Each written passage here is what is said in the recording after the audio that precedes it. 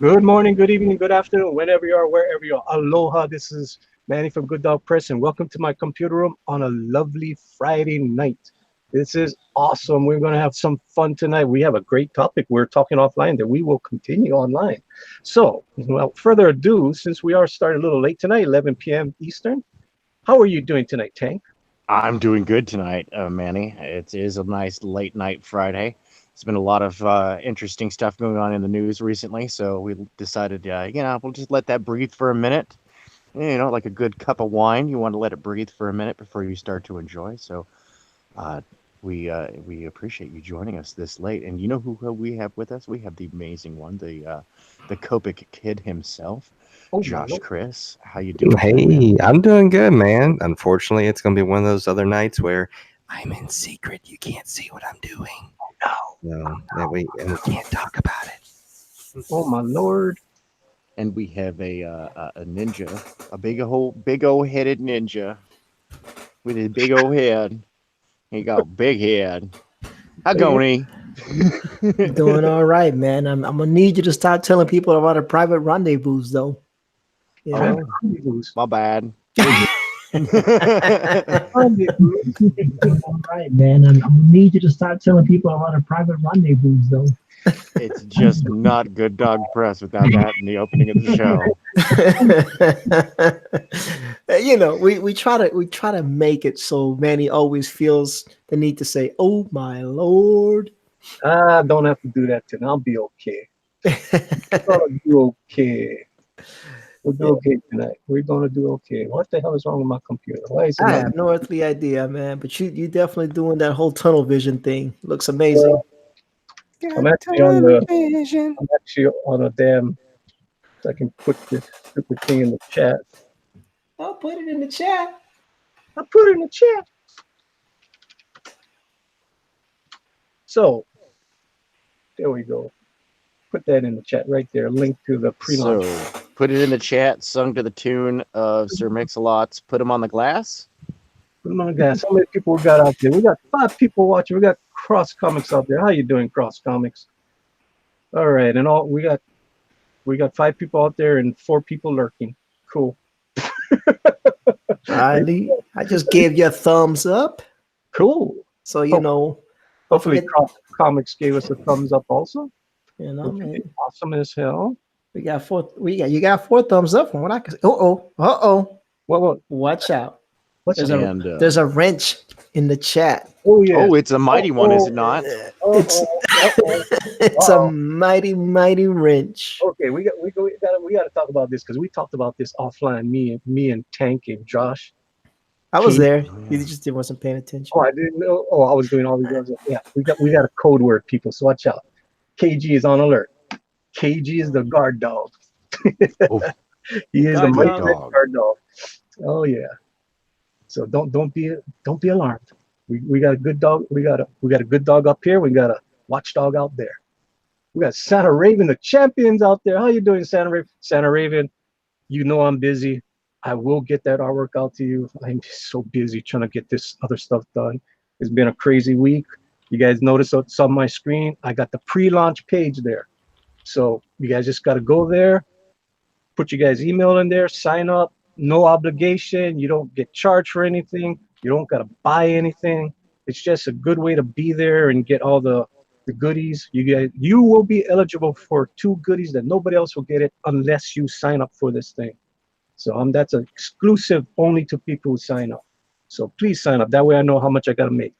No cost to you if you do, support the campaign. You will be the only ones that get it. I learned that from Ryan Cardinal. He was pretty cool. He had the same thing. He had a deal. If you signed up for him, you got to get a special cover, which was pretty cool. And only those people that signed up could get it. My wife signed up, so she got the special cover. I didn't sign up. I was a bad boy, but we still got it in the family, so that's good. I signed up. I made sure I signed up. Yeah, so we still got it, and of course I supported him too. So my wife and myself supported Ryan Cardinal. He had a great product, and right now my wife's been supporting so much product. I mean, so much campaigns out there, which is pretty cool because she always puts in the unbreathable skunk girl. So that's pretty nice.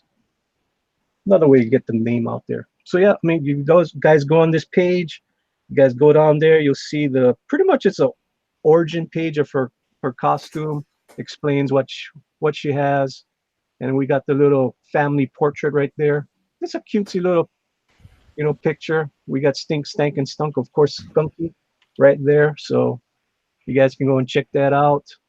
And of course, at the bottom we have all the different links there. You got my Facebook page, my Twitter, my YouTube, and of course my website. So you can go to the website and you guys can go check Good Dog Press. You guys can click on Unbreathable Skunk Girl. You guys can look at Cinta, the Prehistoric Princess, the Word. You got Sario, and you got the Rogue Gallery, which is awesome. You guys know who Rogue is. There she is. She's the star of the show, of course. She steals the show all the time. But you guys can go over to Cinta. You guys can see Cinta. You guys can actually see the three books that I've already done, published.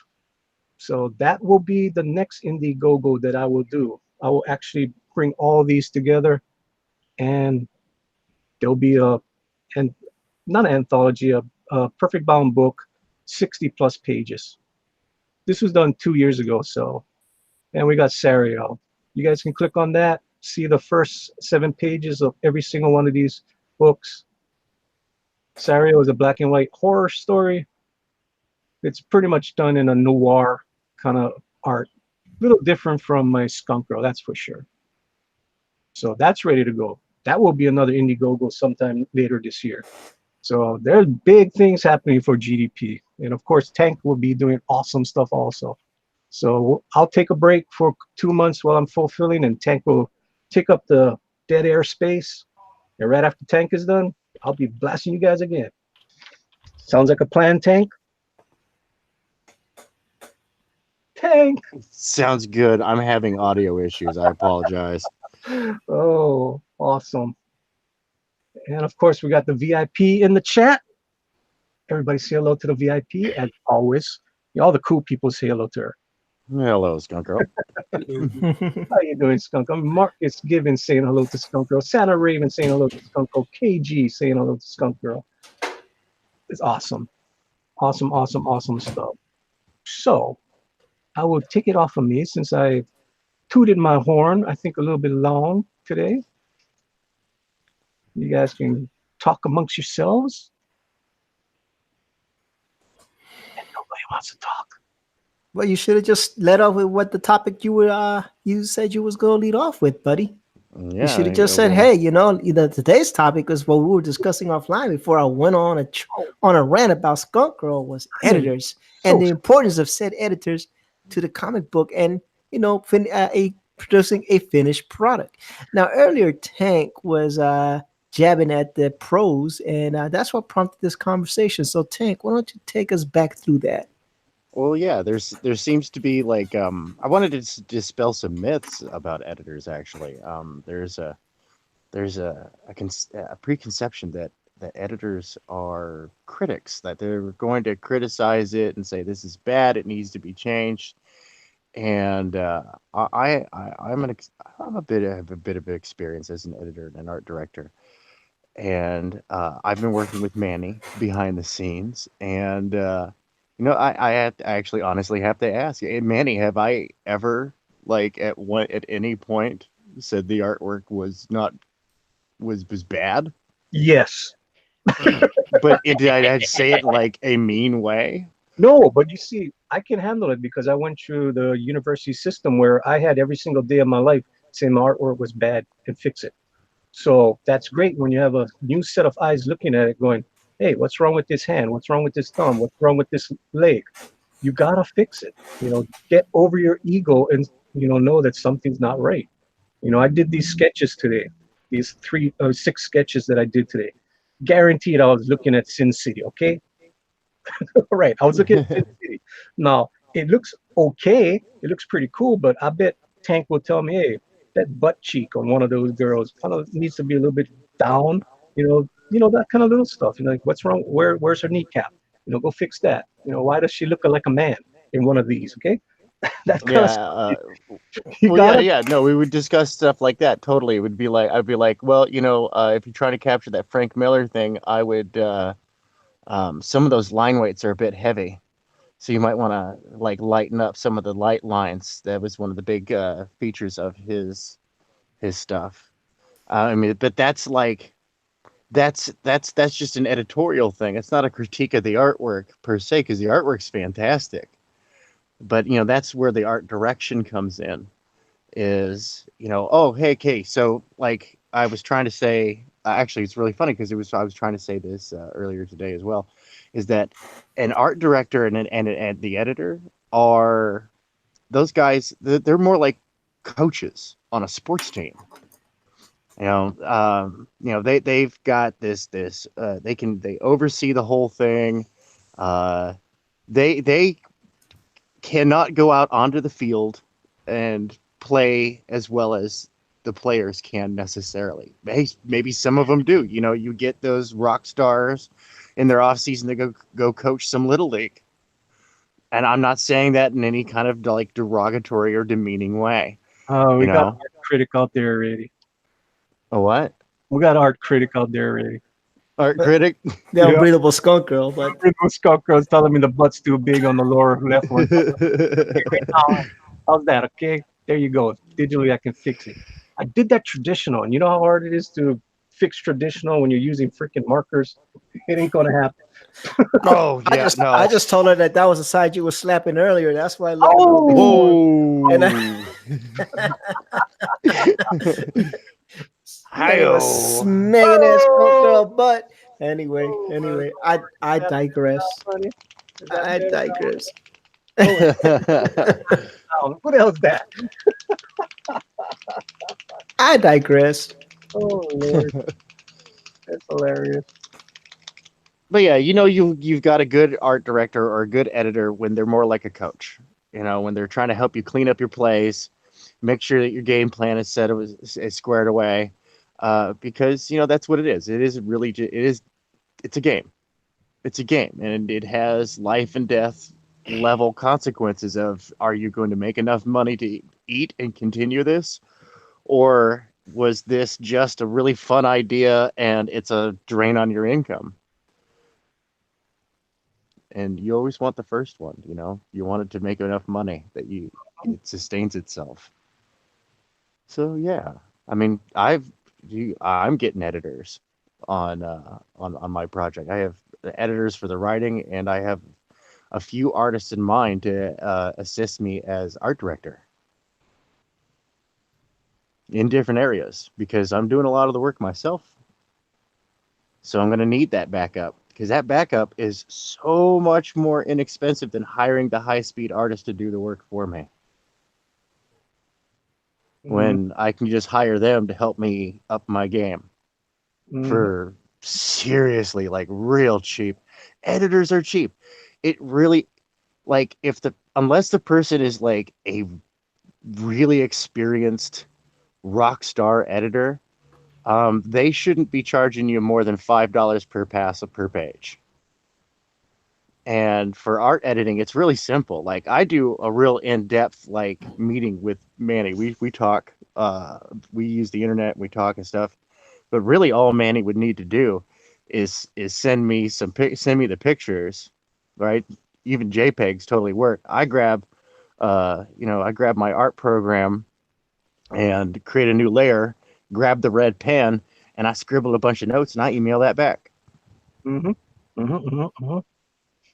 And my wife, she's the moneymaker in our family, and her main source of income is editing. Cool. Yeah. Secondary would be ghostwriting. I did 2 pinups like about maybe 4 months ago, and I sent them to Edwin, and Edwin, like you said, I sent him JPEGs, and he circled all the bad stuff. Was like, this doesn't look right. Fix this, fix that, and it really works.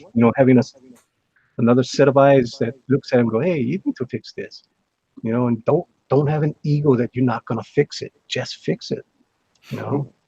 One of my design editors and art editors can barely scratch out he could draw it. You could tell it's a sword, but it looks like a sword like, a 10-year-old drew. Like that's his art ability. Is the talented 10-year-old. But he is like seriously one of the best voices when it comes to screening this stuff because he's got an eye. He knows what right looks like. And that's what you want. That's really all you want. And he'll chime in anytime. He'll chime in anytime once he's assigned to a project. He sometimes when you don't want him to, but it's fine because that's an editorial eye. You just got to go, okay, that's an editor speaking over there. That was a freebie. Thank you. 'Cause it's not a critique. It's not oh, this is bad. It's garbage and it's never going to work. Kind of, you're never going to amount to nothing, kid. It's not that. No, it's all right. So your spiral pass sucks. We're going to do some drills and work on that. All right, come back to that. Yeah, because at the end of the day, they're getting paid for the same project you're getting paid for. Yeah. And if that's not looking good with them, it looks bad on them too. Yeah, So, absolutely. Yeah, they want it to be as perfect as you want it to be, and that extra set of eyes can just make everything else beautiful. Yep. Whenever I do my commission work and stuff, like I was saying earlier, it's only been the past year that my wife really hasn't had to overlook any of my stuff. I mean, every now and then, she'll look over my shoulder, or, I'll show her the pencil designs of commissions I'm doing for people and stuff, and she'll critique, or she'll be like, "Ooh, you nailed that one." I'm like, "Oh, awesome," and that's all I need. It's or she'll be like, "Oh, that hand, that's jacked up. Do something with that hand." And then I'll come back, half an hour later. I'm like, okay, what about this? I had to change this and this to get the kind of hand that you're thinking of. She's like, oh, that's a lot better. All right, kick, and that's all I need. She'll be like, continue, and that's the only. I don't need praise or nothing. I'm not looking for that. Just like continue. All right, cool. I'll go ink it. What you laughing about there, KG? What's going on? What's tickling your funny bone? I'm just laughing at what you guys are saying. Cool. ERTs is very quiet. Didn't just say. I'm not an editor or an artist. So You are an artiste. so I'm on Ortiz for sure. So I let y'all. I'm letting y'all do what you do, man. I'm letting you do your editing and talking expertise. You're talking about things that I have yet to experience. You'll get there. I mean, unless you count the times that Josh made me redraw stuff. Well, I keep. Huh? I was gonna say, I keep trying. I keep pushing the button, and one of these days, I'm gonna get Manny to actually show off some of the before and after. He does already. He's not. No, not really. Behind the scenes, yeah, but not to the public, not yet. Yeah. You would actually have to do some Detective Pikachu work and go look at Manny's videos and go see, hey, look, here's a page for Skunk Girl, and go back to Manny's videos and go find that page before to spot the differences. That's a fun adventure. That sounds like a weekend assignment. There you go, kids. There's your weekend homework. Have fun. Well, Skunk Girl, a couple weeks ago, she tweeted out one of my, I think no, it wasn't Skunk Girl, it was El Guapo. He captured the original piece of artwork for the cover, which was 8 months ago. I'm like, oh no, that face was jacked up. Everything was, it was something I did on Rick's stream real fast. I think it took 3 hours to do, so it wasn't up to snuff. It was okay. As an idea, but the face was horrible. But now the face is really nice. It's cute. The skunks are cute. Just kept on working at it. I'm still working on it to this day. Me and Tank was working on it 2 weeks ago when we were gonna go put it on Indicron.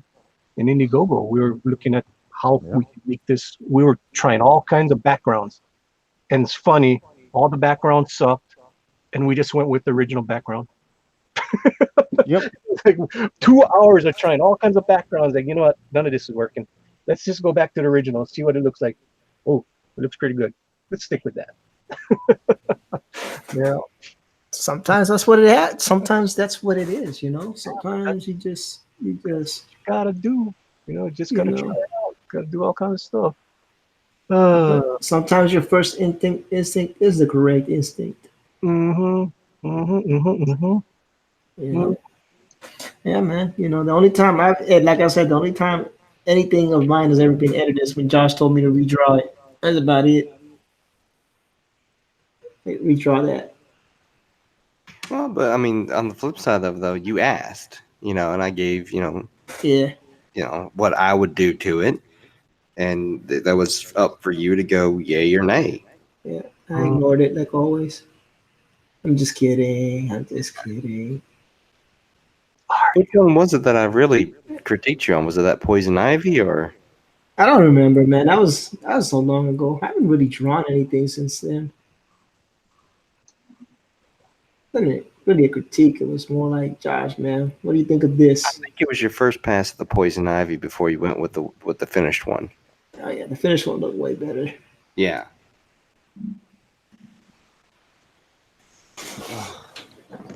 Yeah, that's it. That's my experience with editing. Hey, I don't know. I don't know what to tell y'all, man. Subject that's foreign to me. I'll tell you, editing, like on my point, I was trying to get into do someone's comic, and they sent me the script, and they wanted to see how I could do some sequential art. And so I sent that to them. I just had to say that. And, I was not up to par. But at the same time, he didn't really know what he wanted. But what he saw wasn't what was in his head. And that's a difficult point for me is like, unless you can really tell me what are you thinking, then I can't put it down. I can't Oh, yeah. draw this. Imagine here's a blank piece sheet of paper. Now you draw it, okay? And then I'll critique it. There was a children's book cover I did that he just gave me some vague things, so I sketched it up real quick, and then he came back and he's like, yeah. I was like, I literally just said, what is in your head? Tell me what you are thinking. I cannot draw this without the details. And finally, he gave me a lot more details. I was like, I'll work with that. And I sent him the sketch. He goes, "That's it. That's exactly what I was thinking." I was like, "There we go. Awesome. I'm glad we could have this talk. Now I'll ink it. I'll color it." Yeah, yeah. I don't know. A lot of people don't understand that. Often, they've worked with editors a lot. If they've worked with particular clients, the client would be like, "Oh no, I need this changed. No, I need that changed." It's like, okay, cool. And that's why a lot of artists have policies as far as like how many redraws you get of the base pencils. You know, because it's like, okay, cool. That's that contingency for dealing with the picky customers. Like, oh no, I need you to fix that. That looks funky. It's like, okay, cool, got it. Yeah, there was another one that I had too that was back and forth, several redraws, until finally they were like, "Let's go back with what the second one was you did, but we're going to skip this other because it was a two-part drawing. It was a front and a back cover in a Right. sense." And he's like, "We're just going to skip the back, but we're going to pay you for the whole thing because you've had to redraw it so many times." I was like, "That's fine." So I did it, and it was for a CD cover. No, okay, yeah. It wasn't a bad conversation. It's just back and forth, several redraws, and finally they were like, "Okay, we like that. We're going to go with this." I was like, "Cool, let's do it." But it took about a week of conversation and redraw, conversation, redraw, conversation. Yeah, I've always forgot to mention that I got to do a CD cover for a local band that actually became not local. They traveled like the whole East Coast. There you And, go. so yeah, that was a lot of fun. That's awesome. Yeah, you'll find that like outside of comics, once again, outside of comics is a completely alien world of entertainment. It runs by a totally different set of rules. Um, you'll get paid for work that never goes to print, that never sees the light of day. because you did the work and you did the editorial process, and it turns out you weren't what they were looking for. I can't tell you how many times like I've submitted to when I heard that movie theaters were in pre-production or considering something, I would try to get in on the art department, and they have these little throwaway jobs that are between like $500 and $1,500. You do a picture, they throw money at you, and if you're good enough, then you know you make the roster. If not, then well, at least they got something, and they may or may not use it, and you're definitely not going to get any credit. Well, it's like my upper deck cards I do. I do my project, I submit the ones, and I get paid for the ones that they accept. But that doesn't mean all the ones that were accepted were actually put in circulation. Right. They could say, "Oh, well, that was good enough to get paid for. Here you go," but those may never have reached people's hands ever. Oh yeah, yeah. No, I know a lot of artists who are, they're, they're still developing. They're still pretty raw, but they get those card deals too, and they make a little bit of money. And I think the cards are like, I think it's actually probably one of the better internships that you can get in entertainment, because at least there's a chance you can actually get a little bit of scratch out of it. Yeah, And you get some money out of it. You get some recognition, and it's fun to always, Google search yourself and find yourself on eBay and going, "I'm never going to get that money, but it's nice to see it's out there." right, That's a funny part. But yeah, your name gets put on like for these upper deck deals I've done in the past, and I didn't know that you can actually find a website through them that like through all their stuff that will actually list all the cards that are inside these packages. Now, it doesn't tell you what characters or stuff are done. It just tells you, okay, there's X amount of these cards, X amount of this, X amount of that. But it lists all the artists that were accepted. And so you have a chance of getting one, if not three, sketch cards from one of these artists. oh, So that's your name ends fantastic. up on the list, and you're like, oh, that's awesome. That is really cool to see my name with all these other artists. And some of them are, bigger than the stuff I do. They actually have lines of comics that they've worked on, and some are professionals, and there's other smaller people. But it's really cool to see your name in this list of possible people that you might pick up. Yeah, it goes back to the whole thing. It's better to be number 10 in a group of number ones than number one in a group of number 10s. Exactly. And it just making a list with people like that is a big thing. I mean, there are some big names that do cards, and they do them because it's for them, it's more or less like promotional type stuff, keep their name relevant. Mm, Well, it's name relevant. It's fast cash, in your pocket. Yeah. I mean, I'll just point it out like that. It is, and you get paid for this stuff. Everybody's But wondering why it's locked on me because nobody else is doing artwork. yeah, unfortunately, I can't showcase anything I'm doing. I am working on a You guys contract get to, piece, so yes, you guys get to see the boring thing of cleaning up flats. Yeah, that's what I'm doing. Yeah, Cleaning up, I'm cleaning up flats before I can even use them. all right, KG, it's time for you to start doodling something. Come on, man. Yeah. KG, why are the flats, the edges like this? Or how are you doing it? Are you doing it with a lasso too or not? Yes. I don't know why it's being corrupted when it comes to me. It shouldn't be this corrupted. Everything is corrupted when it hits Manny's hands. No, it should not be this corrupted. You guys see oh, there where, we go. yeah, where the lines are coming together. See how corrupted it is? Why? How Mm-hmm. much? What are you working at? What DPI?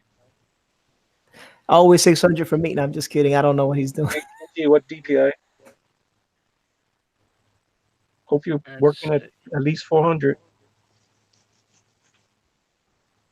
yeah. Right now, as set for 350. Go up to 400, please. Okay. Go to Maybe they'll six. Go to six. go to six. Go Go to to six. 6. Okay, go to six. Okay. Yeah, that's the better. I mean, that's the best because you notice what I got to do is I got to clean up all the edges. Yeah, Yeah, because if you go six and then Manny goes down to four, then it's still gonna be crisp. Yeah, But if Manny blows it up from 4 to 6 or from 350 to 400 or 6, it gets pixelated. And yeah, that's what he's talking about, the pixelation. yeah. So So it's always better if you go high, he can always bring it down. But yeah. if you go low and he brings it up, it is no bueno. Comic Book Bob says, so I saw Dark Phoenix today. 2 hours, I'll never get back. I heard the movie is horrible. I'm no cut. Stop. Comic Book Bob did not say what I'm about to say now. I heard the movie was horrible and it was a woke movie that is gonna go broke. That's what I heard. But I haven't seen it yet. Well, that's I heard all that today. I mean, even Rick had Oh, yeah, Rick even did a review on it. He already saw it and he was not impressed. I had a Rick, buddy even that the texted me people, saying the same thing. yeah. Rick said even just wait for it to come out on DVD or go on a cheap night. yeah, even the people who don't normally do spoiler streams did spoiler streams saying, "Look, just listen to the spoiler stream. Don't even bother with the movie." I'm Yeah. like, "Ouch, dude! You don't do spoiler streams." But I heard it was just terrible, and even the previews didn't look that good to me. But just like the previews for the Jokers, they're not doing anything for me. The previews for the Jokers, like whatever, I Yeah. don't know, I don't know. Oh, the Well, plot was leaked for that. It's trash. It's yeah. it's it's not Joker. I don't know what it is, but it's not Joker. Well, I Ralph mean, Truckin says howdy. it still comes down to we're tired of the Phoenix story. You couldn't do it right the other time. You obviously didn't do it right a second time. Please, Disney, don't do Phoenix. Please. I don't think that they are. I I think really, that was the last Fox movie. that is the Yeah. last Fox movie. It is. So we'll see what happens there. And looks like they're using it as a tax write-off. Hey, look, a lot of that stuff is tax write off. Dark Yeah. Phoenix, 2 thumbs down. Ralph Truckin says hello. Howdy, Ralph's Truckin. Thank you for joining us. How you doing, Ralph? Cool. Apparently, Secret Life of Pets 2 is like gonna kick its butt this weekend, and that's It- sad. It probably will, and I'm not even mad about it. You know. It is what it is. I still want to see Godzilla though. Oh yeah. So now I know what I'm gonna do this It's so weekend. bad. It's all right. It's all right. Now I know what I'm gonna do this weekend. Haha. I didn't know what I was gonna do on Saturday, but now I know. Yeah, I mean everyone's dogging it, going, "Oh, there's no human story." Blah blah. I'm not in a Godzilla movie for that. I want to see big old monsters That's just right. duke it out. That's I mean, right. Do another Pacific Rim. Oh my God, that was just that was stupid. But I want to see Godzilla versing off against Rodan or versing off against whoever that comes in the play. That's what makes Godzilla fun, No, there's a lot of monsters in this movie. and that's all I need. That's all I need. I'm pretty sure you're gonna like it more than I did because I'm not a big Godzilla fan, but it was Dude, okay. I Those are- remember watching the old black and white Godzillas. I love, besides the American Godzilla that came out, I love Godzilla. No, I'm with Josh on this. I'm a huge fan of the kaiju genre. Godzilla and Gamera are, should be national heroes of Japan. Oh my gosh. Gamera is friend to us all. Okay. I mean, the son of the Godzuki movie, even as stupid as that was, it was just still, Yeah. it was a Godzilla movie. That's all. He steps on his tail and makes him puff out fire. It's I know. hysterical. No, I mean, I'm a big cyberpunk fan, so I loved the idea of Dave Cook's Killtopia, but what really sold me on it was the kaiju cola. Quenches that monster thirst. Oh my gosh. Brilliant, dude. Ooh, Cola. Exactly. Humans don't matter. You're right. I mean, what back in the day we got really bad English lip reading to the Japanese mouth, and we didn't care. The story didn't make sense. We were just waiting for 36 minutes into the movie, and all of a sudden you see the back fin of Godzilla, and then 47 That's right. minutes into it, you finally see his head pop out, and the whole dramatic music and that growl, just that. You're like, oh, that's all I needed. Okay, go ahead. No, Tokyo. seriously, like it could have been a completely non sequitur rom com. All we really came for were the monsters. We did Exactly. Like it Exactly. could have been an episode of The Simpsons, just a regular episode, but the backdrop giant monsters. That's what we came for. But here's my only That's what we question want. for the Godzilla movie. And since they introduced Mothra, are the Mhm. twins? Why would you want me to spoil it? I just want to see if the twins aren't in it, like the little midget twins. They're like They foot and a half they tall. they do give a shout out to the twins. Okay. That's all I needed. Yeah, they do. They sneak it in there. It's Okay. pretty fast, but they do sneak it in there. Pretty cool the way that they snuck it in there. Beautiful. Yeah. So it's kind of. I mean, it was good. I mean, it was like I said, it's not my thing, but it was enjoyable. It was okay. And see, I Like, want to see it. I mean, it's not like Do that. Detective Pikachu. Oh my God. Look, get off the Pikachu, okay? You're not gonna like it. I'm tired of talking about it. Yeah, I no, enjoyed dude. the movie. I'm It with was you. not the best movie of 2019, okay? Oh, What's the best movie in the last 20 years? You know what? You know what? It's gonna do better than X-Men. Oh, yeah. Ooh, that's Snapple. true. That's true. That's true. Fox X-Men or Disney X-Men? Well, right now, since Disney X-Men doesn't exist, it's gonna be better than the Fox X-Men. Oh, that's not a hard thing to do. Hey, it's still rated the #1 video game adaptation movie. Look, I don't know. That's something.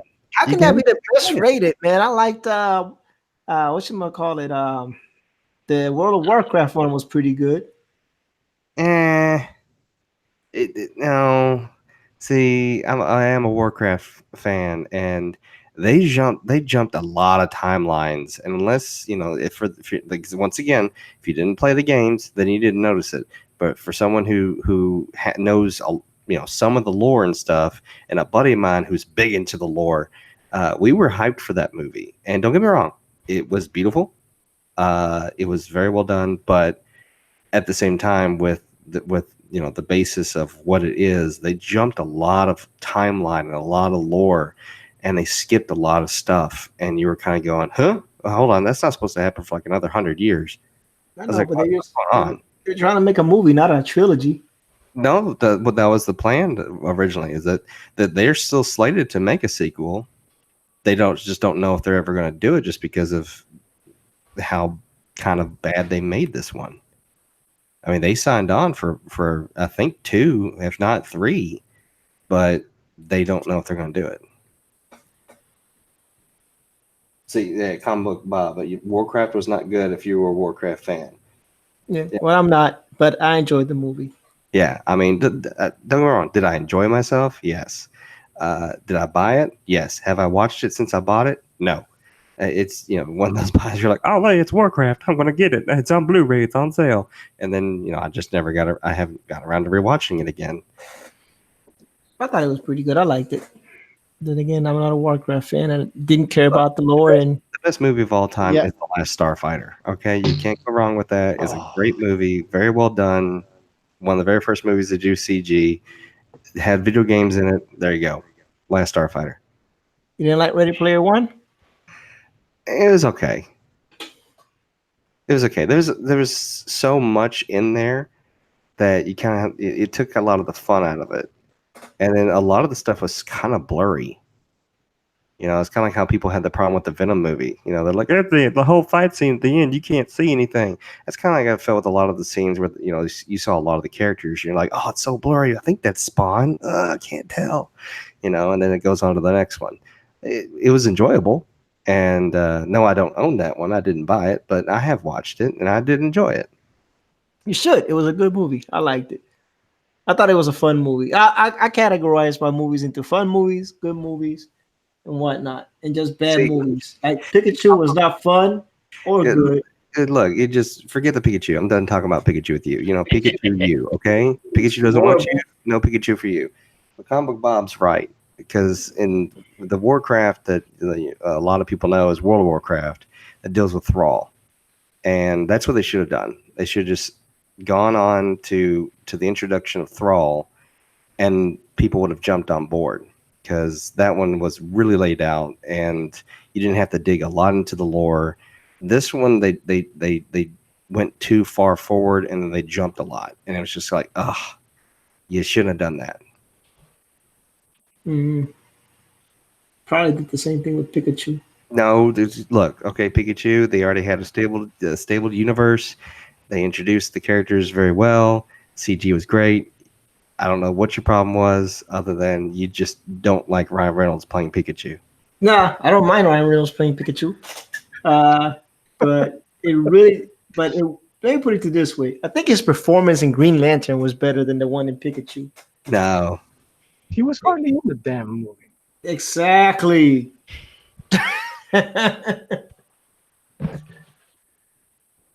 But it's all good. You know, to each their own, man. There's no wrong opinion. no, there's not. I'm just giving my opinion. Pikachu was a very good movie. It wasn't the top 100 though. Right, right. Elric Hyuga says hello, and Zach Hawkins says, "Oh wow, I forgot about the Warcraft movie. Probably because I didn't see it. Might have to at some point." And Lorenzo Sleestack says, "Good to see y'all, Lorenzo. How you feeling, bud? Oh, Hey, You've been having Lorenzo. you've been having a rough couple of weeks, man. From what I've seen on El Twitter. Hope everything is good. It's Yeah, getting better for you, buddy. I'd ask everybody out there of the praying type to put in a quick one for Lorenzo for his health. Yeah, He's a good pal of all of us here, yep. and his body's just not being nice to him right now. Mm, we all worry about you, Lorenzo. Lorenzo says, "Who expected Pikachu to be a top movie? Was it really?" No, Right? I didn't expect it to be. It's exactly what I thought it was going to be. That's why I have no problems with it. I didn't think it was going to, just be like, oh my God, this was the best movie ever. I It was So you exactly were. what I came in thinking it was going to be. It was all right. Don't get me wrong. But it wasn't a fun movie. It was just See, I thought it was fun, but I'll say this. I will be honest. There were a few times I was going, eh, Eh, it was. And I could even see my son was doing it. So, yeah, it was a good enough movie to see and enjoy my time with my kid. But, no, it wasn't amazing. amazing. it wasn't Well, amazing. let's put it this way. I'll watch Detective Pikachu over again before I watch Lego Movie 2. Or Wreck-It Ralph too. God. I didn't see Wreck-It Ralph 2, but Don't. I'm just going to save you the trouble. Don't. It totally ruins everything they built up in the first one. really? Yeah. I mean, if you want me to ruin it, I'll say it. It's been out long enough. Well, I mean, if anyone's already should have watched it by now, if you're going to watch it. I mean, heck, it's on Blu-ray, so Don't spoil it. I haven't watched it yet. I'm just you're kidding. not going to watch it. No, I'm not. But I did watch the first one. The first one was great. I loved Wreck-It Ralph 1. I mean, it was really good. It had a very good story, but in the voice acting was there. So, the CG was very good, very colorful, very cartoony. Threw in Sonic and stuff in here and there, and you're like, oh, that's so cool. The second one did the same thing, but brought in Twitter and Instagram and all that other crap, and you could just see dollar signs above each one, going, wow, either they paid to get in here, or Disney paid them. Either way, but it was what they did to Vanellope is what sucked. To me, I felt that everything that had been said and done in the first one against Ralph for leaving his game was undone and said differently because of Vanellope. And I was very pissed off with that.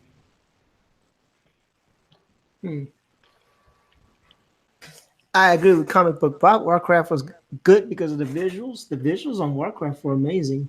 I don't care what anybody says. Thought they did a pretty good job. Every Man, time I looked at the guy in Warcraft, though, that was the wizard that turned bad, all I could see was him in the Punisher movie with all the piercings and talking like this. That's all I could see the whole time.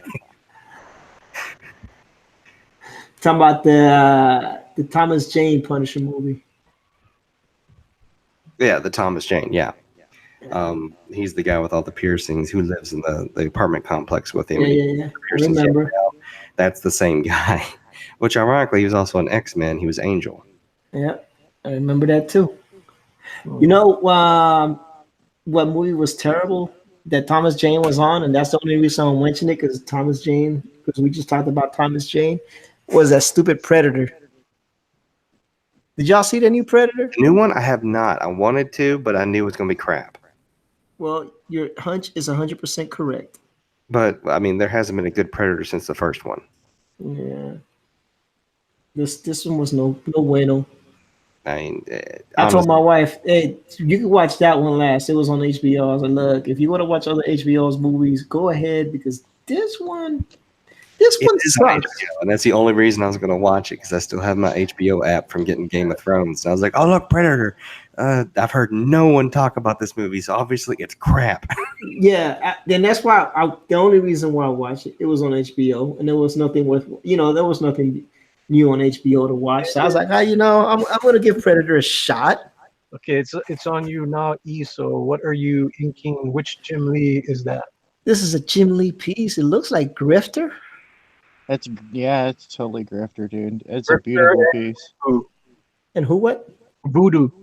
Yeah, I never read this specific comic book, but I Oh, remember the Wildcats was pretty Grifter. decent, actually. I remember the Grifter character for sure, and I was like, "Oh, that's nice. There you go. That's nice." I'm just because you said there was no art, so I found something to ink Well, real I quick. mean, people gonna get bored of watching flatting. Flatting sucks. People get bored of watching me ink too, man. But Speaking of flatting and inking in digital work, there was an interesting discussion on El Facebook today on one of the wonderful comic groups that I happen to frequent. Saying and we have some good artists here, and at least two of y'all, three of y'all have done commissions. Mm, So the topic of discussion was: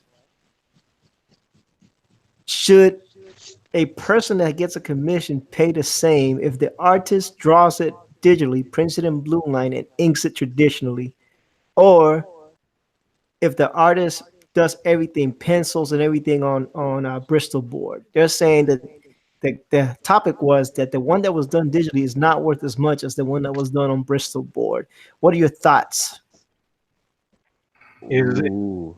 is it is it being done digitally, working out all the things, and then what you do is Print you it out on blue line Blueprint. it, blue line it, and then you're inking it. That's Yep. still an original piece of artwork.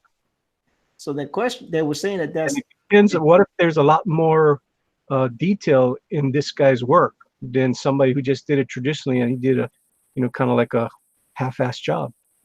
So you gotta look at it that way too.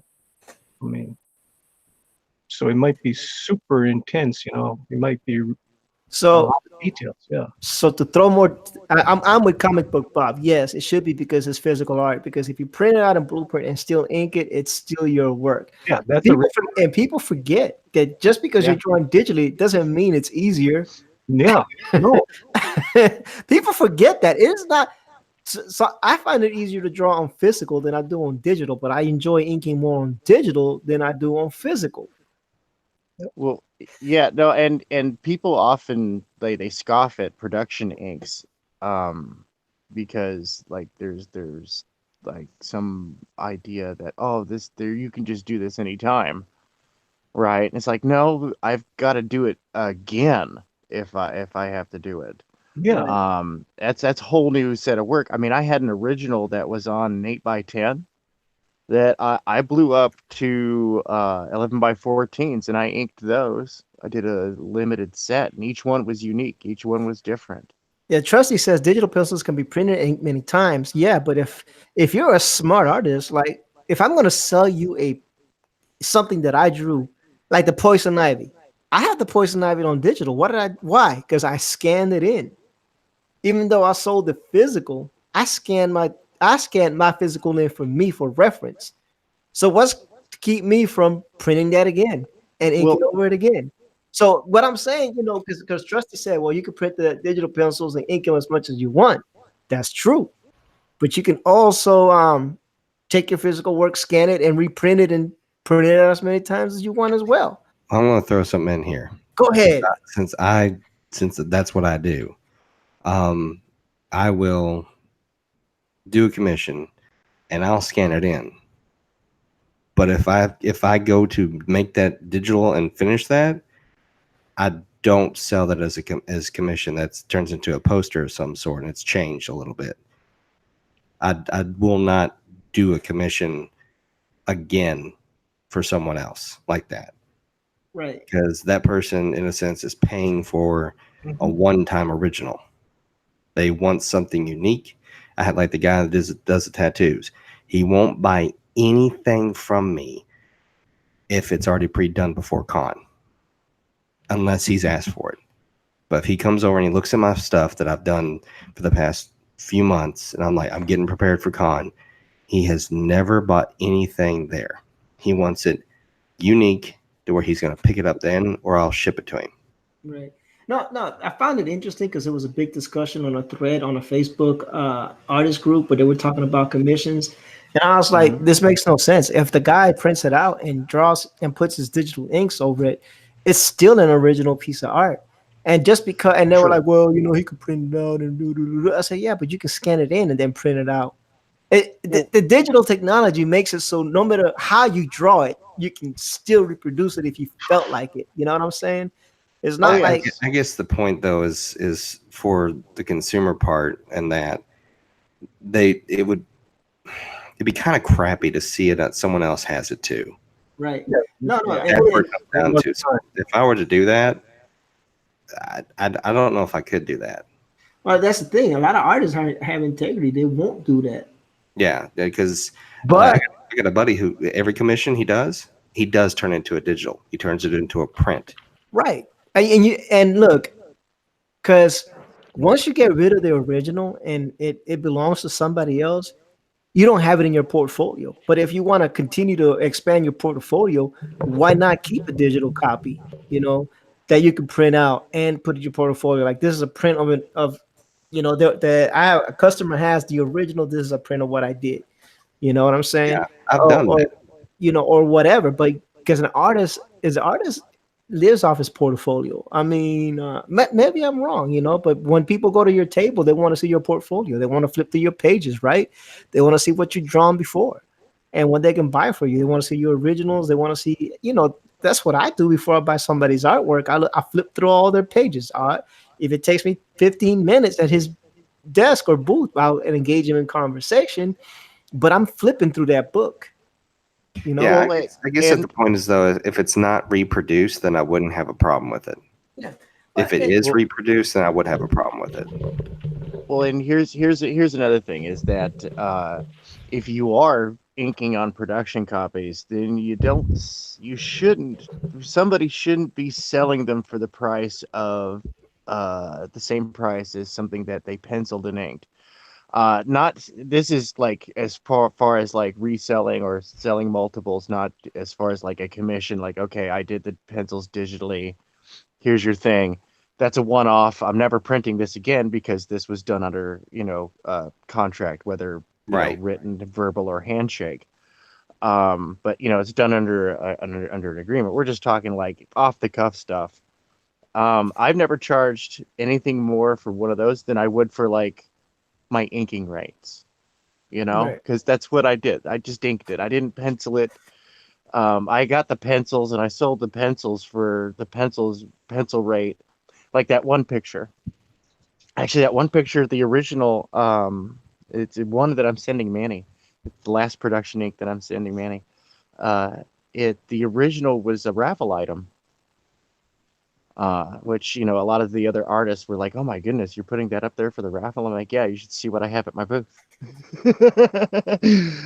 Like that's the whole point of advertising, man. They're like, dude, you're putting up like a $60 picture for, a raffle that people are buying for $1 a ticket. I'm like, yeah, you should see what I have at my booth. You catching a theme here, right? Yeah. And that was a tiny little picture, and but I made the money off of that by selling. There were a total of 5 production inks that I did. Each one was different. Each one I inked in a different style, and those were blown up big. And those I've sold for like $60 to $80, but what an inked 11x14 detailed picture should go for.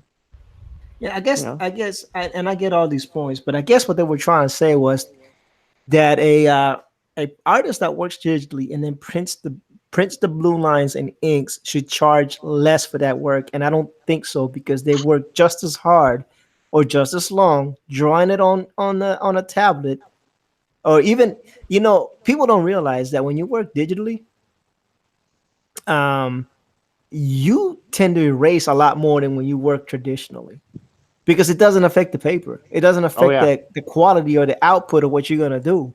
So you're more careful when it comes to erasing on physical, because your paper will show the tear, show the wear and tear of it, and it won't look as nice, as polished. You know what I'm saying? Right. Um, Oh I'm just yes. getting at the point is, if he did, no, I don't think there should be a price difference. Honestly, no. The work is the work. Yeah. I'm just saying that I don't think that artist should reprint it. no, I don't think Ever. I'm with you on that. I'm with No, you on on all of yeah. that. They were just saying that's the excuses that they were using to pay the artist less money because he No, was it's printing it's the out same. It's blues. the same work. Just that's a stupid argument. It's the same work. Either way, a hand was drawing it, a hand was inking it, and a hand colored it. That's all that matters. Right. Oh, and that wasn't even considering the color portion. That was just inks, like a black and white ink commission. Right. And I was like, man, for real. I mean, people that you could tell that I didn't know how much went into this till I started drawing again. I didn't realize how. First of all, to draw digitally when you're used to drawing traditionally, it has a learning curve. People, is It is does. it's not as like, oh, you're just drawing lines on a tablet. No, it's not that. You got first of all, well, sometimes your stylus is not matching up with your pointer, and you got to go back and check it out and make sure that your lines are matching up. But not only that, your perspective, the size on the tablet, your 11 by 17 is so much smaller than your actual 11 by 17. You know what I'm saying? So drawing on a digital tablet, you could draw smaller, and when it prints out bigger. And when you're doing physical, I don't know if it makes sense, but it's a lot less space. Even though you can blow it up infinitely on digital, it's a lot less space to really work on. I don't know. What You did I know. walk into here? Hey, what's up, Ryan A Cardone, man? hot mess of controversy. Oh, No, really? no, No, I just was kidding. no. So no, I was reading a page. I'm on a couple of comic book groups, and they were trying to justify paying less for a commission if the artist drew the pencils digitally and then inked traditionally, No, as opposed to the artist doing everything traditionally. no. That's a straight up no. And that's what I was saying. But then I said, you know what? Let me bring it up to people that have done art and commissions and see what they feel about it. And and one of the arguments they presented was that and I know that most artists will not do this because it devalues their work. If there's a 1 out of 1, that brings more value than having a 10 out of 10. But what they were saying is, oh, well, the guy can just print out some more blue lines and sell it as original commission. But then I was telling people, it's a digital world. You can just scan what you did traditionally and still print it out later on off the blueprint if that's the case. So that makes no sense to me. That argument holds no water because it doesn't matter how you do it. You can always digitally reproduce it. Yeah, and But also when it comes to that aspect too, when you're buying artwork, you're buying either the original or you're buying the right to copy. So even though the artists themselves could do that, they can do that. It is technically their right to do that because they still have the right to copy. That person didn't, unless they specifically bought the right to copy versus the right to own the artwork. You can only buy one or the other according to copyright laws. Yep. and it's funny because Trusty Psychic, it works in an architectural firm, and I did too for a while. What's up, Shinobi Raccoon? And I did too for a while, but uh, plotters, the plotters is what the architects used to print out blueprints, right? Yep. But plotters can print on anything. They can print on canvas, poster board, Bristol board, whatever, right? So you can actually, scan in a thing and put it on a plot and then plot it out on a plotter, and you'll just come right out looking just the same.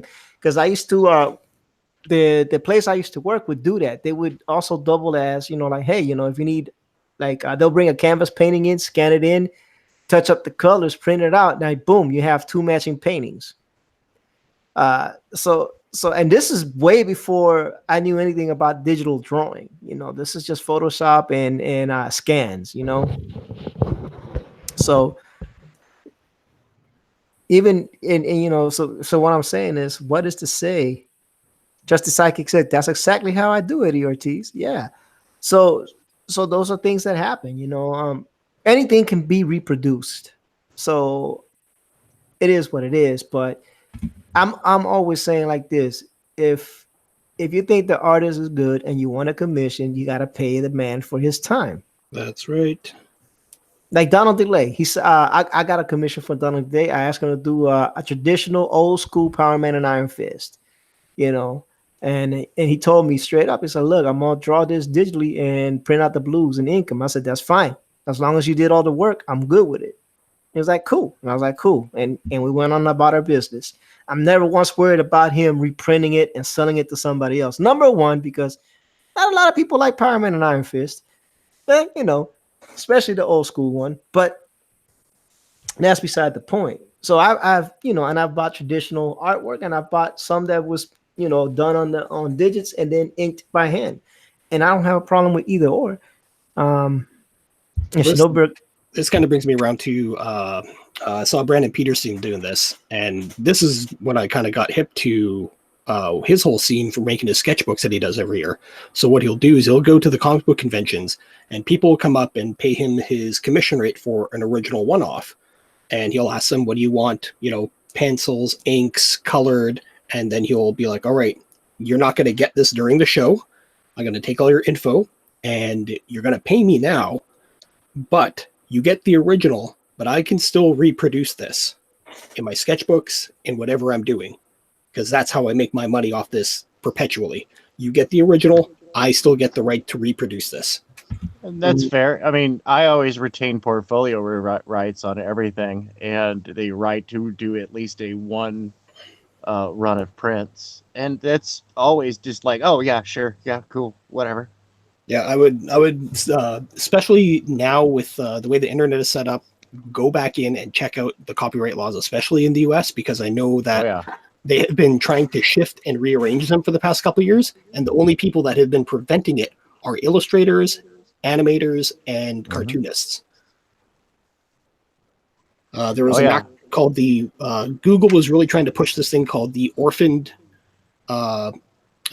Copyright Act, where essentially if something was left and not claimed, say that I make a drawing, I die, and somebody comes by and is like, hey, there's this random piece of artwork here, is anybody claiming this? Nope. All right, cool, I'm going to use it. And if nobody said anything, they can still use it and make money off of it, and now it's theirs.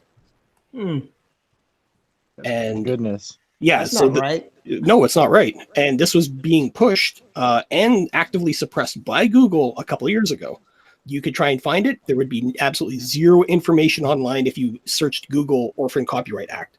But luckily, a bunch of cartoonists did find out about this, and we were like, whoa, get the hell out of here with that. Yeah. And that was just the topic. I was like, hey, what do y'all think and whatnot? I do believe that if you hire someone to draw it, pay the man or woman, it is what it is. Obviously you enjoy their artwork, and as long as they give you something that what you're looking for, it's all fair in love and war, I guess. Mm-hmm. Well, also as well, if they're upfront saying what they're going to do, you know what you're paying for. So, I mean, if it's a problem with that, then up the price and say, well, I'd rather you do it the traditional way. And then the artist can go, okay, well, that's going to cost you this then. Exactly. Because it always just boils down to how much time you're going to spend on it. Time, exactly. So, I mean, if someone was to do that, yeah, I would charge a certain price. And then if they were like, well, I'd rather you just have the one-time original, and I want the original, even if it has mistakes on it, I want the original more than I want a blue-lined one. Well, then it's going to cost you an extra blah, blah, blah. Yeah. Yeah. I mean, that's fine. You know, that's of course that's a contract, like Tank said, between you and the artist. Right. There's a contract between you and the artist, and no one need be the wiser. Well, yeah, no, and and here's another fun thing is that when you guys agree to stuff in DMs, that is legally binding, by the way. Oh yeah. Held up in court many, many, many times. That counts as a verbal and or handshake contract. The thing is it's timestamped, and there's a digital timestamp to it. So Yup. not only that, it can be traced to your IP address. So they're like, oh, this is not. You're sure you didn't do it because it's traced to your IP address of your computer. Yeah, like I had a guy that was wanting a commission right now, and I was in the middle of inking the other one you guys saw, and this project, I was waiting for it, and here it is, and I'm having to put the other guys on hold, and unfortunately, I'm gonna have to tell the other guy here the next day and be like, look, I'm not gonna get to your commission. Sorry, and I told him beforehand. I was like, look, I'm waiting for this project. If it falls, I have to go on it, and I can't do your commission by the time that you want. We hadn't agreed to price or anything else, and he finally did tell me who he was thinking about for the commission. But I foretold him beforehand, going, if this lands in my lap, everything stops, and I have to do this. Right. So I got unfortunately I got to tell him I can't do it. Right. Shabby wants to know how long you guys are going to be on for. No, come on up, Shabby. Yeah, no, but it's just interesting the way I see, because people, sometimes the fan base is, I don't know, sometimes they feel a little entitled. I don't know if that's the right word, but I just don't see how, you can try to justify somebody else's work, what they should be charging for their work. Yeah,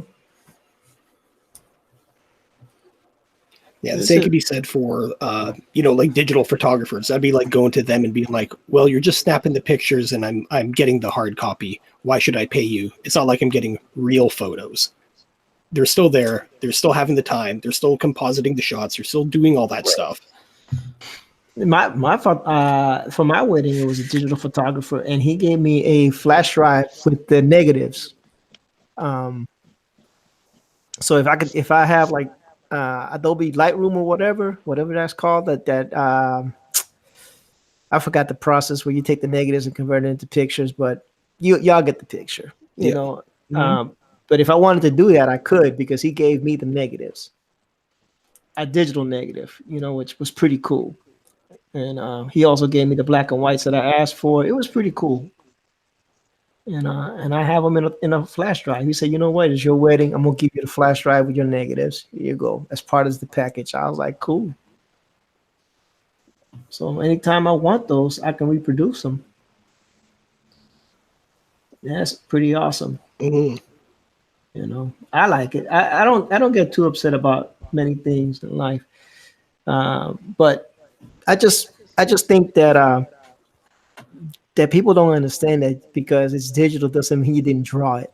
Yeah. that to me doesn't make sense. Like, oh, it was digital and then he inked it. He didn't really do the pencils and whatnot. Yeah, he did do the pencils. Then he turned them into blue line and then he printed it, and that was that. I mean, if you think about it, when we're taught to draw, we're taught to use what? A blue line pencil, then a pencil, then inks. Mm-hmm. That's a lot of process. That takes a lot of time. When you could just draw digitally and then turn them into blue inks and call it a day, and then do the inks over them. If you don't even have to do that if you don't want to, but because we're so used to putting blue pencils, it just makes sense. You know what I'm saying? Or maybe it's just me. I don't know. I don't know. But I thought it was an interesting topic. I gave my 2 cents. It's just funny to me that some people just like don't realize that it's still drawing. Mm-hmm. Well, it goes into the same factor too. Like when you're drawing, and that's what you do, making your living. A lot of people don't respect that because in their eyes, you're just sitting down all day, doing nothing. I but sit down all drawing. day. And Yeah, that's where they're coming from. And I'm just like, hell no, man. Like, Yeah, I like the joke that, no, it's further proof that I'm an E4 for life. What do? I sit on my butt and get paid to draw pretty pictures all day. But much like an E4, the pay's not that good. Yeah. Hashtag Oh, E4 yeah. Mafia. E4 Mafia, huh? That's right, E4 Mafia. Sham Shield. Sham Shield. I remember that. It's my chicken badge. Full bird chicken. Well, But, hello, you stinky people. Shabby. is that Shabby? How you Shabby. doing, Shabby? Stop it. Lord have mercy.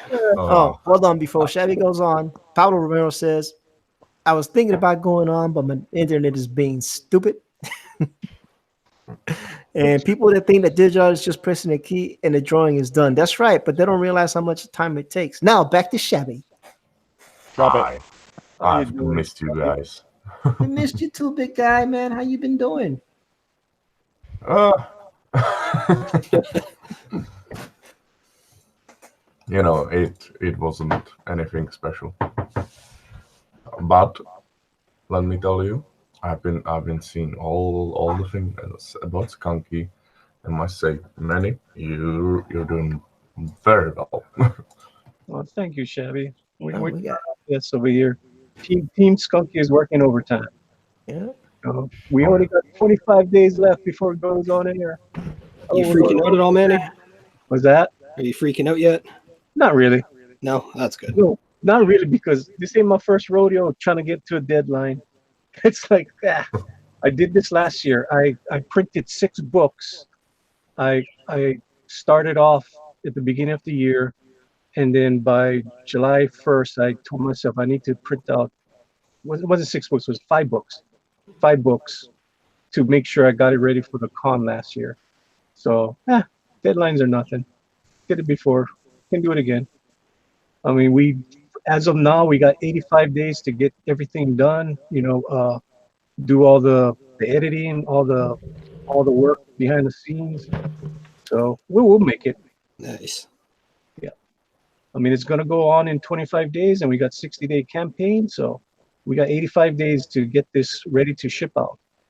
The most important thing is, has Shabby worked on his tongue for his stuntman costume? Oh yeah. Well, he's not gonna I'm be a willing to do it. He's gonna be a soy boy. He's gonna be a soy boy. Yeah, him and Booster, they're gonna be a soy boy. That's right. That's right. I forgot. Poke Fire to dress up as Skunk Girl. But let me tell you, I'm willing to do it. Good man. Well, he's kind of in the European side. They that's normal for them. They like speedos, and hey, it is what it. What it is. Okay, I do have a swimming trunks that are exactly like that. Oh God. Banana hammock. Oh But yeah. everyone does that. Everyone does have it here. It's very normal. Yeah, I know. I've been to Europe. Well, I haven't been to where you live, but I've been to Europe. Yeah. Hey, I have Especially in nothing Italy. Yeah. They love those speedos in Italy. Shoot. Oh, so, I have nothing to hide. It's all on Front Street. Oh my Lord. Oh, that's hilarious. Shabby said, "I got nothing to hide. I'm a good guy." How the chat? Yeah, I'm a nice guy, guys. The chat is the chat is good. We got 19 people watching. We got 17 likes. Let me verify that I'm not lying to you. 18 watching, 17 likes. Everybody's talking. Crowder got the and Chrono says Crowder got remonetized, by the way, which is good news. Cool. And All that stuff is crazy right now. KG, can you drop the link in for the pre-launch campaign so people can go sign up for the newsletter and the exclusives, please? Okay. Zach Hawkins says, "Okay, I better get some more working done. This barbecue ain't gonna smoke itself." See you later, Zach, Zach. where you been on all my topics about the non-barbecueness of the West Coast, man? You need to move over here. You make a killing. I've come to a conclusion why the West Coast has no good barbecue, especially up in the Northwest region. Okay, hit me. It rains all the time. You can't barbecue Yeah. in the rain. Dude, you know, that's funny because it just now It's been started nice. raining. It just now started raining this today. And it's cold, man. It's 50 degrees. It's June. It's 50 freaking degrees and it's I'm so jealous. June. I'm so jealous of you. How is You it have 50? no idea. Is it colder over there, Shabby? It's probably No, roasting it's where he's at. actually very hot. It's Oh, been hitting no. hundreds. Shabby, Hundreds. Shabby. Hundreds. That's my kind of weather, man. I like when Ah. people are dying, falling out with heat strokes. That's when I thrive. Oh, Like, well, you I'm like, look at need you, to switch weak. places. Look at you, weak people. Afraid of a little sun. What's It's- wrong with y'all? Meanwhile, the inverse is happening. 50 degrees. Get out of here with your I'm cold. Whoa. I get goosebumps at 60, bro. I have brown sleeves just from the sun. I have like my arms are different shade. He's got from farmer's the rest tan. of my body. Shabby Got- got farmer's tan. Banana hammock tan. Yeah. Dude, from shoulders down, I'm Italian. I'm not even- No, sir. We call that a proper bikini line. Hopefully, you've been working out, Shabby. I've been. All That's right, the that's only awesome. thing I've been Because we need pictures of you, like all chip and daled out. You know, so Hey, Zach You says, know. come to Georgia. I know Georgia got good barbecue, Zach. I've been there. oh, George's got some good barbecue, man. Elric says here in Southern California it's going to be near 90 on Monday. It was 50 degrees today. It's funny, right? Because the other day, you know, we went out to the outlets and they had this nice little down jacket, a thin one though, like for cool weather. And they had it on sale for like $40 or something like that. It's a nice jacket too. I was like, man, if you probably would have bought it anywhere else, it probably would have charged like 120, super overpriced. But I thought, you know, like $40 is reasonably priced, right? And I'm thinking to myself, I probably won't wear this till, you know, fall. Wrong. Wrong. I'm wearing it in June. I was like, for real? This is dumb. You know, this is it. I don't get it. I was and like in North Carolina, it's like 110 right now. It was hot, and I'm over there. You know, they're over there complaining, and I'm like, miss my hot weather. This ain't fair. But it's only 70 something degrees right now. it's not even that here, man. It's cold. Yeah. See, I've been on a hunt, okay, jacket wise, and I have very specific wants. And do you remember the jacket from Captain America Winter Soldier? The blue one. Mm-hmm. Very specific jacket I'm talking about. I want it so bad, and I can't find anything like it. I don't know, brother. I don't know. Bullfire needs to be here for this. I don't know, Trusty. Someone get her. Yeah, best not. Best not. Now, speaking of barbecue, what kind of dish would Skunk Girl enjoy the most? Many. Skunk Girl likes steak and potatoes, steak and shrimp. She likes roadkill, especially for squirrels.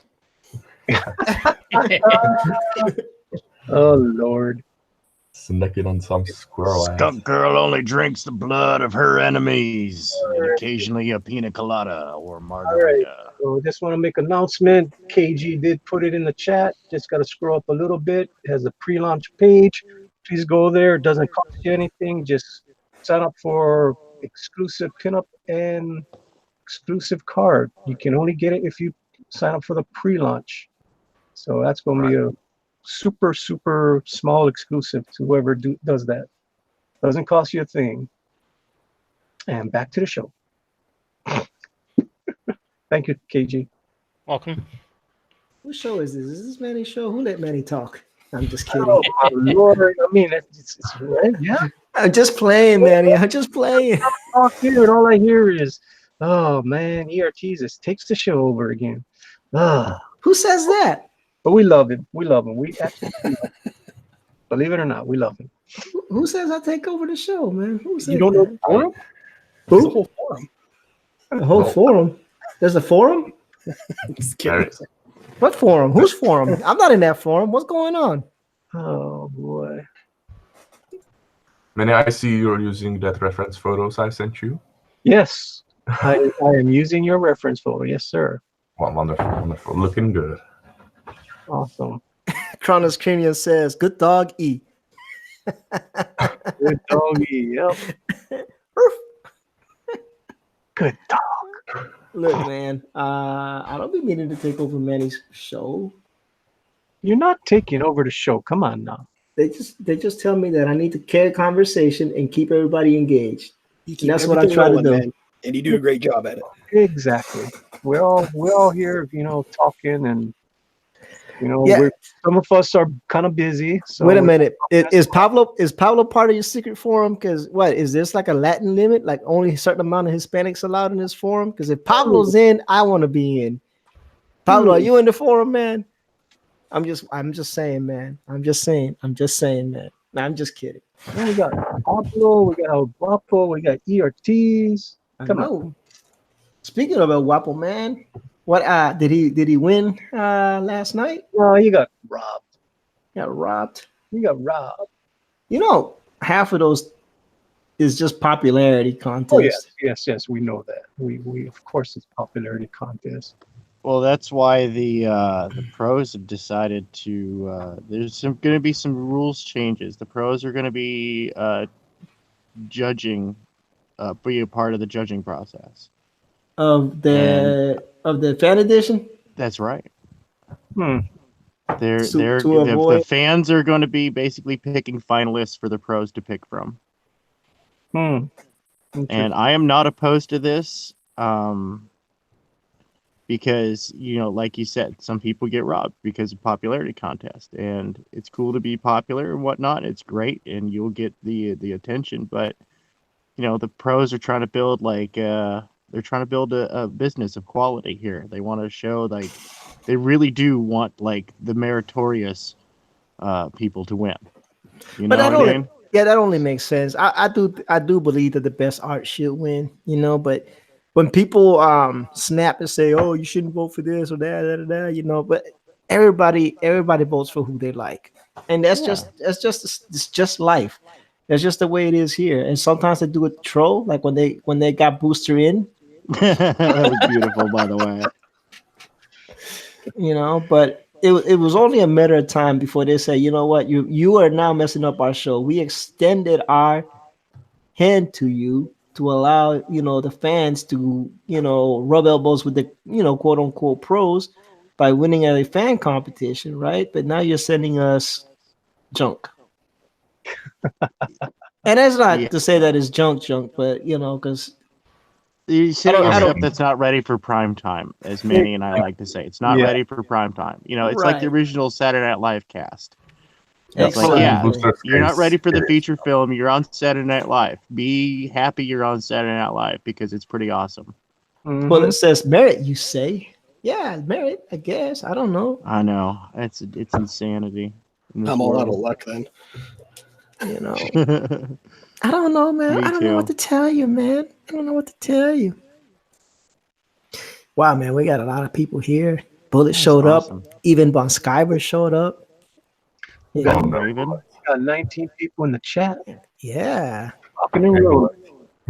We got 19 likes. The likes and the numbers match. That is amazing, ladies and gentlemen. Thank you so much for loving us the way y'all love us. We try to love y'all back, though. We promise that we do. As a matter of fact, Are you saying we loved you long time? Yeah. KG knows all about that. He was in the Navy. And Snapple. Anyway, get a different kind of clap back that way. Ooh. Yeah. Ow. No comment. No comment. Time for me to put on my asbestos safety suit. Getting a little warm in here. KG's a good sport. He'll get me back. Nah. That's right. When you least expect it, too. He's a submariner, man. I know. Hey, I know. KG, a lot of the stuff that you sent to me, the flesh was too light again. Gotta go darker. If you even gotta go this orange, go orange on the flesh. I can always fix that. KG, I hope Manny's paying you well. Because you're getting scolded in front of everybody. It ain't even that. It ain't even like, let me pull you. It ain't even like, let me pull you to side, KG. Oh, that way, if he's doing Your something, shit sucks, okay?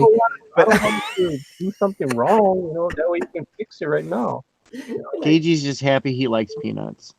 Yeah. There you go. Oh, man. Shh, don't give away the secrets. Right. Give away the secrets. I think Manny's paying him in them snacks, them squid snacks he had. I don't know. KG eats those squid snacks, and they ain't cheap. I don't think I can afford to pay KG in those snacks. Oh man. Manny pays in squid snacks.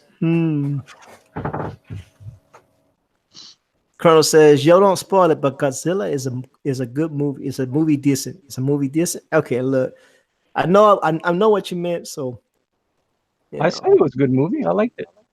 Orange Girl bed down with Starfire. Is that Pope? And everybody, no, Lorenzo said that. Yeah, no, in a recent DC Comics thing, Starfire was confirmed to be orange. Oh my lord. Yeah, so the Cult of Raven is because, as Pope Fire has been arguing, no, Starfire is gold. Which if I were, a sane and reasonable fan, I would agree with her. But since I'm a part of the Cult of Raven, Orange Lady bad. Oh man, she is gold. Am I the only one to stick up for Pope? Not anymore. Oh, that's what I wanted to. Sorry, this is from Cough Medicines. Yeah, everybody's saying Godzilla's decent, man. So if you haven't got it, go catch it. Ooh, there is a wild, trusty psychic in the house. Hey guys. Trusty! Hey, what's up? Trusty! I'm sorry, I was just listening in while playing Assassin's Creed. What? Yeah, sorry. It's all good. That's cool. But there was any indication around 10 o'clock. Oh, there was no that it didn't go live. Yeah. Oh yeah, we said that we were gonna go a little bit later tonight because of the auction. That way we can stay on a little bit later. Because Friday nights used to be one of my best nights, but since that auction came on, it just kills that time slot. So we went on an hour later, and I think we're doing good. I mean, we did pick up. Heck yeah. We picked up a lot more people because last week we were like, oh my god, nobody's watching us. The first hour was kind of dead, but we expected that because the auction was still going. I assumed that the auction must be over if we picked up all these other people, which is cool. Well, it's just like how this all started, Manny. With the it's the after party. Yeah, we're going to start that party again once I go live. Oh, I hope you guys can handle how much I'm going to stream again. Remember the good old days where we used to stream like 5 times a week. Oh yeah, man. You don't do that anymore? Any excuse. Yep. Any excuse. We were there. We kind of do stream almost 5 days a week. Mac?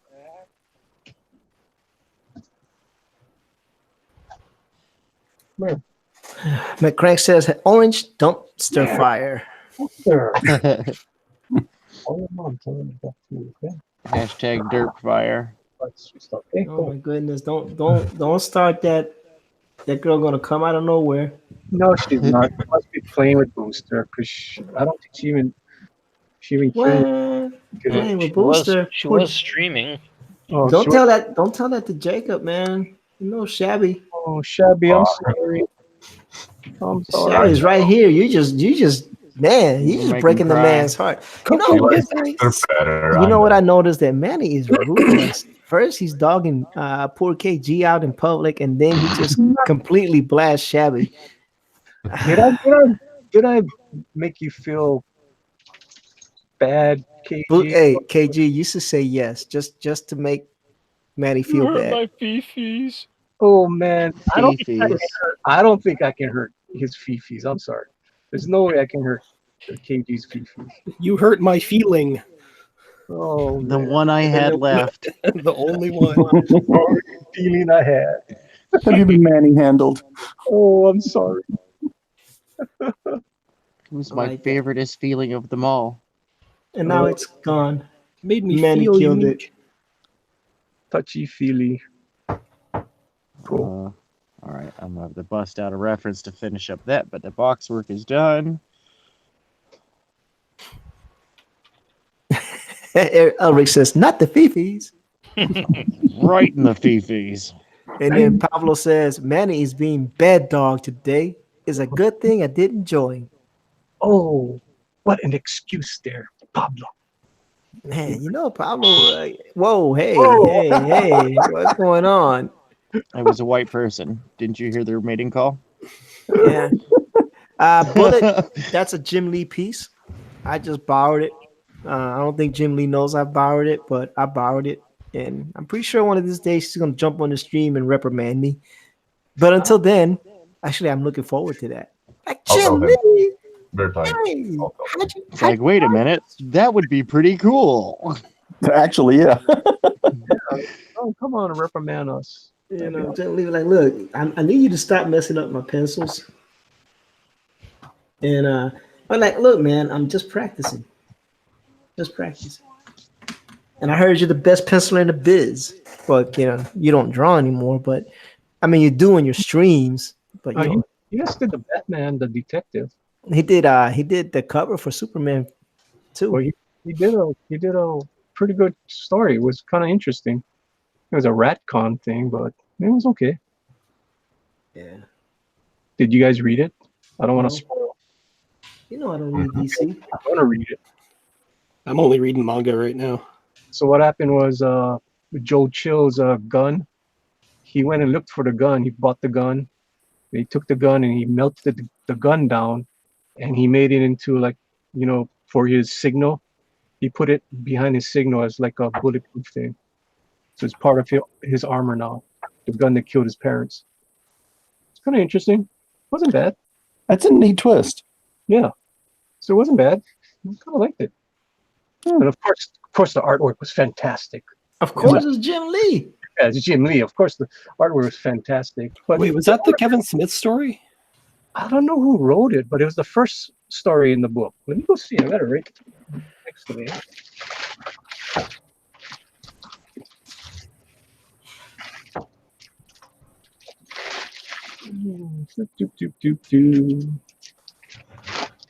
That was written by.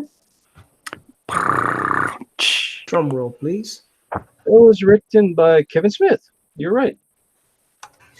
Jim Lee, of course, Scott Williams, and Alex Sinclair was the colors. Scott Williams, that dude is a beast. That guy is ridiculously quick. Dude, and the colors in it's fantastic too. I mean, of course, it's the first story when you read it. It's like, well, actually, it's the second story. I think it's the second story. I think Capullo is the first. Yeah. Well, that makes sense. Yeah, Capullo is the first. It's a short story, it's not that long. Let's see. And then you go right into the Jim Lee story. Let's see. We need a Shabby Pride Month. Says Russell Sleeve Stack. I'm not proud of anything, dude. Well, you just said earlier you have nothing to hide. So if you have nothing to hide, that means you're full of pride. No. I just don't care. Oh, you just don't care? Oh. Just don't care. And Bullet says Stair Pride Parades. Ryan, did you read Tokyo Shinobi Squad on the Showman Jump app? Jesus. What did I just read? Was that English? Where was that? Elric Hyuga says, Ryan, did you read Tokyo Shinobi Squad on the Shonen Jump app? No, I haven't. That sounded like I was speaking Japanese for a second there. You gotta say it like you're lifting a house, though. Oh, Ryan, did you read Tokyo Shinobi Squad on the Shonen Jump app? Lord. Oh my Lord. He told me I gotta pretend like I'm lifting a house, man. I just took his word for it. Was I not supposed to? Demonetize. Yeah, like we're demonetized. You can only be demonetized if you're monetized. I'm not monetized. First get monetized, and then YouTube will come back and demonetize this particular video. Mm-hmm. But here's the kicker, right? They're still gonna put ads on it, and they're still gonna get paid. They're just not gonna pay you. That's why you gotta go out and start sourcing out your own sponsorships, so you can advertise them on the channel that has nothing to do with YouTube. Please follow my Patreon. It's it's shabby. I got a Patreon with like one subscriber that's my cousin, so like every month I get like a random like $4 or $5. Oh, that's hilarious. Hey, but at least you get it. Yep, that's cool.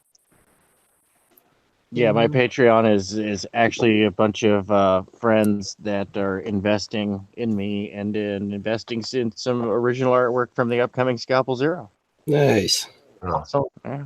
Hey, So this this Zero? is my big thanks. Yeah, it's gonna be coming out right after Skunk Girl. Dude, there's gonna be such a dynamic marketing campaign. You're gonna be so happy. Hold up. You're gonna be loving it. Are you gonna Rolling in pay? comics. Are you gonna pay for better internet, or are we just gonna be like guessing when you're gonna be able to come on and talk? That's a stretch goalie. Turns out I just need a better Wi-Fi. It turns out I just need a better Wi-Fi router. Turns out we're already paying for the Apex internet. It's just that a router is terrible. So I'm like, oh, so that's easy to fix. so that's terrible, man. You need to get you a gaming router that does AC. Yeah, no, that's exactly what I was thinking of. I was looking at some of those routers that look like these, combat hacker kits. Yes, sir. They got the crazy amount of antennas rolling off them and stuff. And I'm like, They do. that's what we need for this family. Yeah, no, seriously, because that helps out a lot, especially when you can program it and be like, oh, your kid's phone, nope, they gets the slow internet, and my computer gets the fast internet. Okay, At least that's what I did to my son when he used to live with me. I'm like, oh No, it's true. I can You give him the throttle. hobo internet. I gave him enough. That Right. It's funny, right? Because I did give him the slower portion of the internet, but he was still faster than his friends. Well, yeah, no, we throttle the kids' TV because they don't need HD. Ryan, are you still on? Are you on demand right now? I am in demand. You are in demand. That's right. Let's go take. Somebody should go take a look at that because that's Yeah, awesome, I'll dude. do Ryan's that now. super good job, dude. Yeah. I Let me see. haven't even checked it today. It's funny because I'm like, oh, it's in demand. Okay. Cool. I will do that right now. Oh, you're awesome, Manny. Keep on talking. Manny's okay. Now look at sometimes. them. Look at them, social justice wardens. And look at that. I'm looking over at Ryan's stuff. Who are we going to showcase, man? We should showcase what Ryan's got on the screen in the meantime. Because he's actually working on the project and he's willing to share. Yeah, I'm working on page, what's this, 31 right now. Where's Ryan? There's Ryan. Woohoo! He's working on the Look page. at that, dude.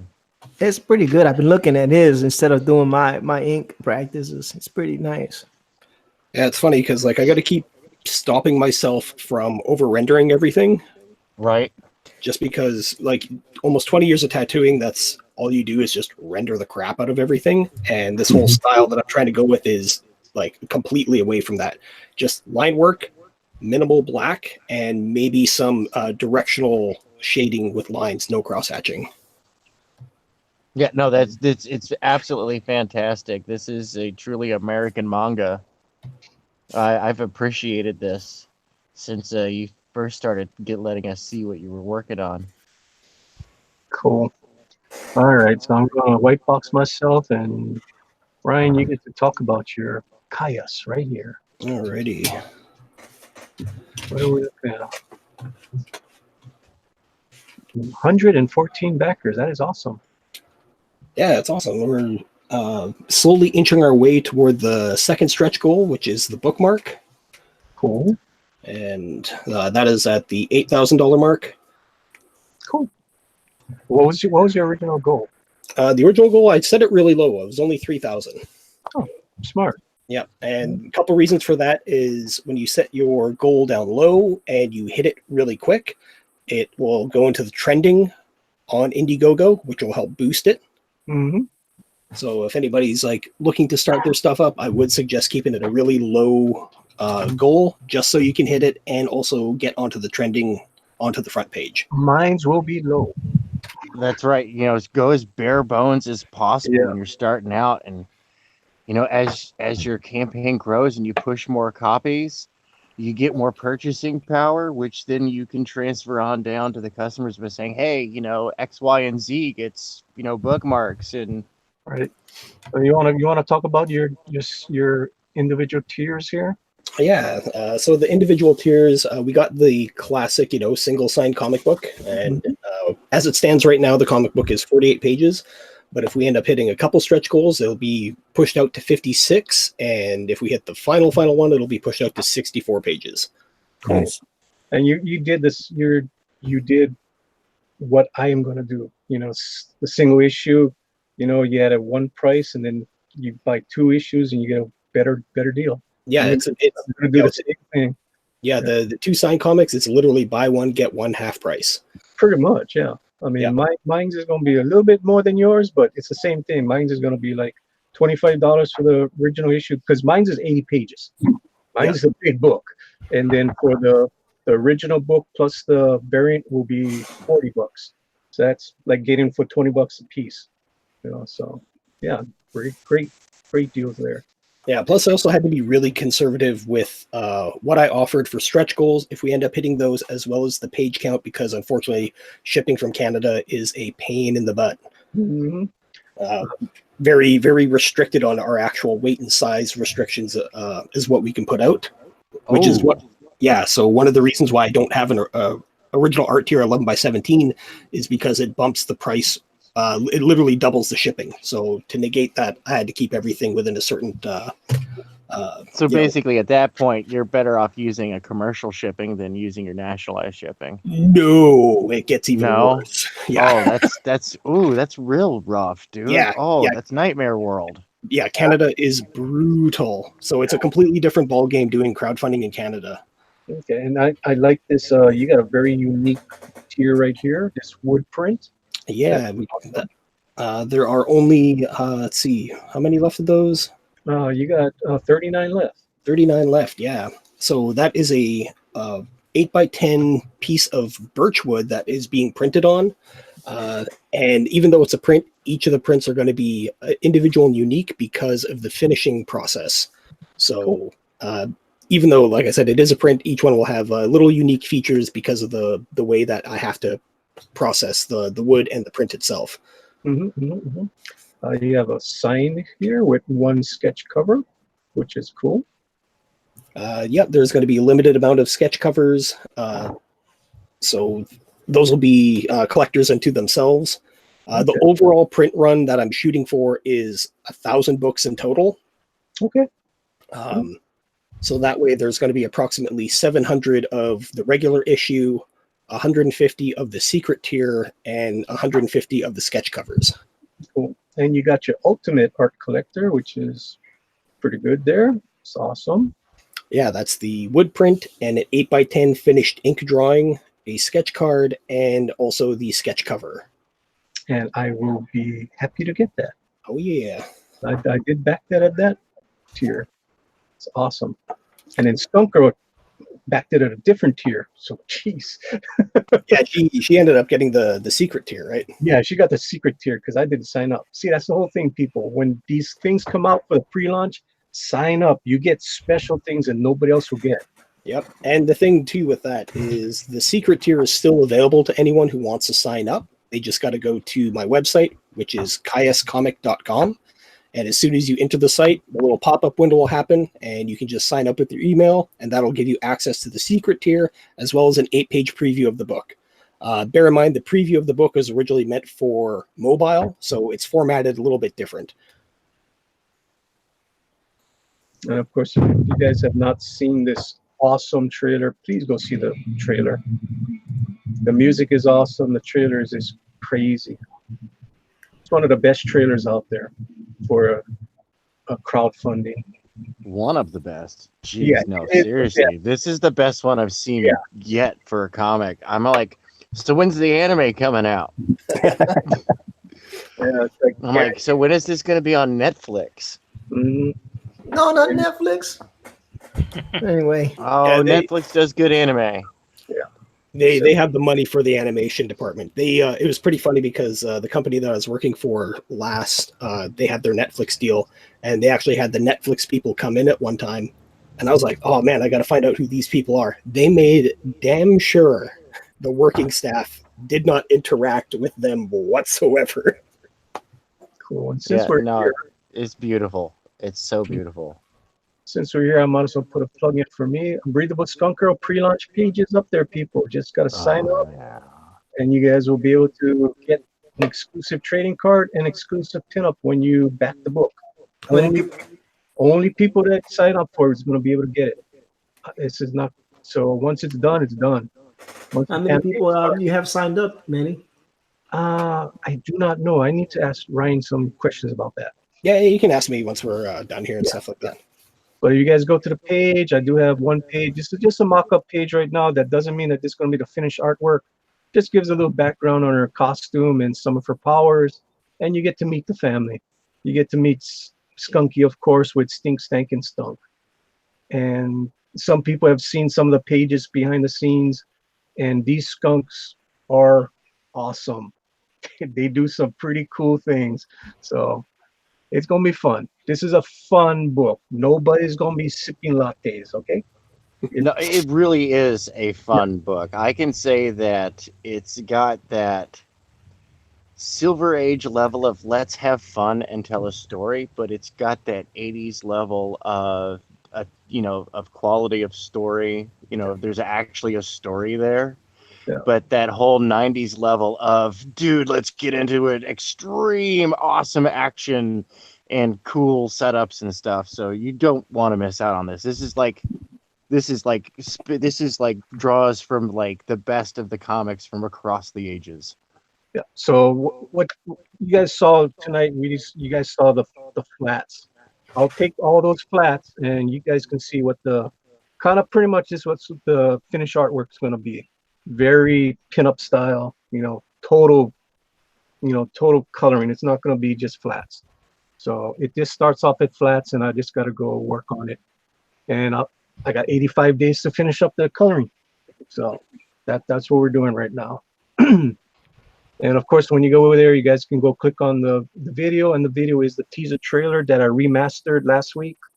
So it's the trailer that I did 8 months ago, but I redrew everything all over to make it a lot cuter. I mean, the skunks are super cute in this one compared to before, and there is a secret name on one of the skunk's tails. So you guys gotta stop and look at that. All right? So please go check that out. It's a fun little trailer. It's only 48 seconds long. That's it. Same like the original. It was 48 seconds. Just go check it out. You guys can go freeze frame and see who's on that tail. All right. And we are back to whoever and whatever's. I'll get off my little soapbox right now. You good, man? It's your channel. You do what you do, pimp. I know. That's right. You're building anticipation, man. That's I right. hope so. I mean, you do it. we're working at it. We're working hard at it behind the scenes. That's right. We are making sure that when we take those cookies out of the oven, they're ready. They've been baked perfectly. Okay. Mm-hmm. They were They not. are going to be delicious. Yeah, they are not taken out of the oven too early. Okay, we left it in there. We did it correctly.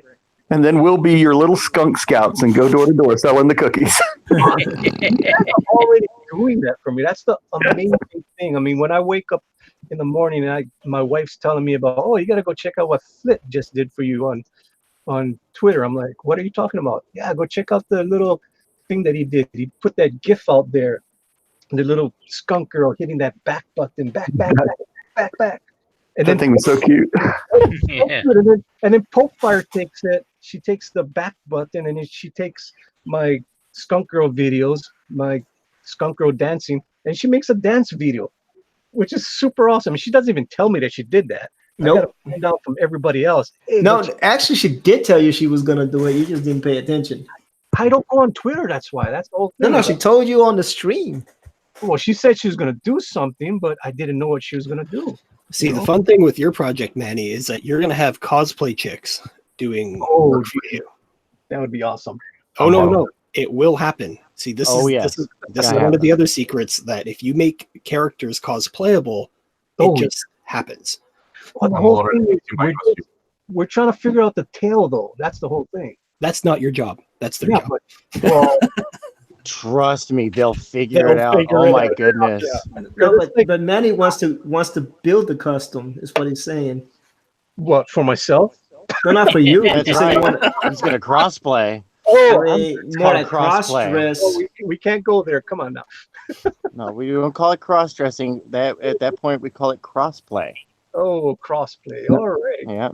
No And, no it no was crossplay. that- We don't want Rick dressing up as Skunk Girl. Yeah, we don't And want. that fad was started by the infamous San Diego Comic-Con's Man-Fae. Oh Lord.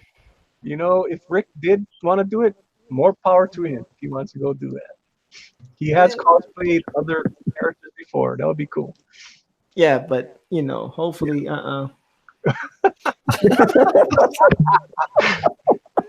Rick, whatever he wants. No. Yeah, Skunk Girl doesn't wear a mask, so there's no way we're talking Cecil into it. Yeah. I'm just reading in the chat here. Bullet says Canada is a nightmare world. We like certain Canadians. for Not for all. shipping it definitely is a nightmare. Oh yeah, it is. It's crazy. My wife was gonna send a box to Rick, all kind of Hawaii snacks, and then we found out. I mean, it was a lot more to ship them than what the damn snacks cost. I was like, no way, it's crazy. It was like $50-something to send a box. I was like, no way in hell we're gonna do that. Yeah, there's like this weird tipping point where it's just like it's not worth it. But then once you hit the tipping point, it's like, well, I might as well send a truck. So, well, Crazy. speaking of shipping, because this is a big issue that we talk about as entrepreneurial publishers, right? How did you approach international shipping? Did you just do like a one blanket fee for international, or did you break it down by region? On my end, Yeah. okay, so this is one of the weird things with Canada is because everything's on these weird tiers. As soon as you ship international, it's a flat rate anywhere in the world. Hmm. But because it's a flat rate, you kind of have to just bump it up above that because Canada Post always hikes their rates every like 6 to 9 months. So you got to factor that in as well. Interesting. Okay, that's interesting because the U.S. Postal Service is very exact. I mean, the U.S. has a lot of very exact trade relations with countries, and so for most countries, it's different. Like even within that country, it's different because you're paying the U.S. postal rate plus you're paying the local postal rate. Yeah. Plus any like weird trade tariffs or anything like that. Yeah, exactly. Yeah. And so, like, I don't know. I've looked at like two ways of overcoming this. One was local printing and fulfillment, right, which is a whole new beast. And the other was just like breaking it down by region and just seeing what's the most expensive place to send in that region and going, all right, sorry guys, that's the flat fee. Nobody ever said communism was cheap. Yeah, it's because I was searching on mine. It's like, okay, where's the furthest, most expensive? And it's usually like Australia, New Zealand, or some weird place in Africa. And everywhere I checked, it was like, oh, the international shipping rate is the same no matter where. Oh, all right. Well, at least you got that. Yeah. See, there are ice cream cones in hell. Yeah. They're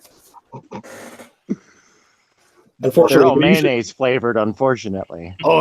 It's funny that you bring this up. Have you seen the video footage of somebody eating like mayo out of the jar on the subway? Oh, no. But it's I've not. seen friends do that. Like I've had some overweight gamer friends of mine that just like they would like just take a whole spoon, like giant tablespoonful of mayo, and just like oh, and I'm like what? Oh, oh, oh, oh, oh. I'm like, dude, I like a little mayo. You know, I'll lick the knife when I'm done making a sandwich, but come on now, that's too much, man.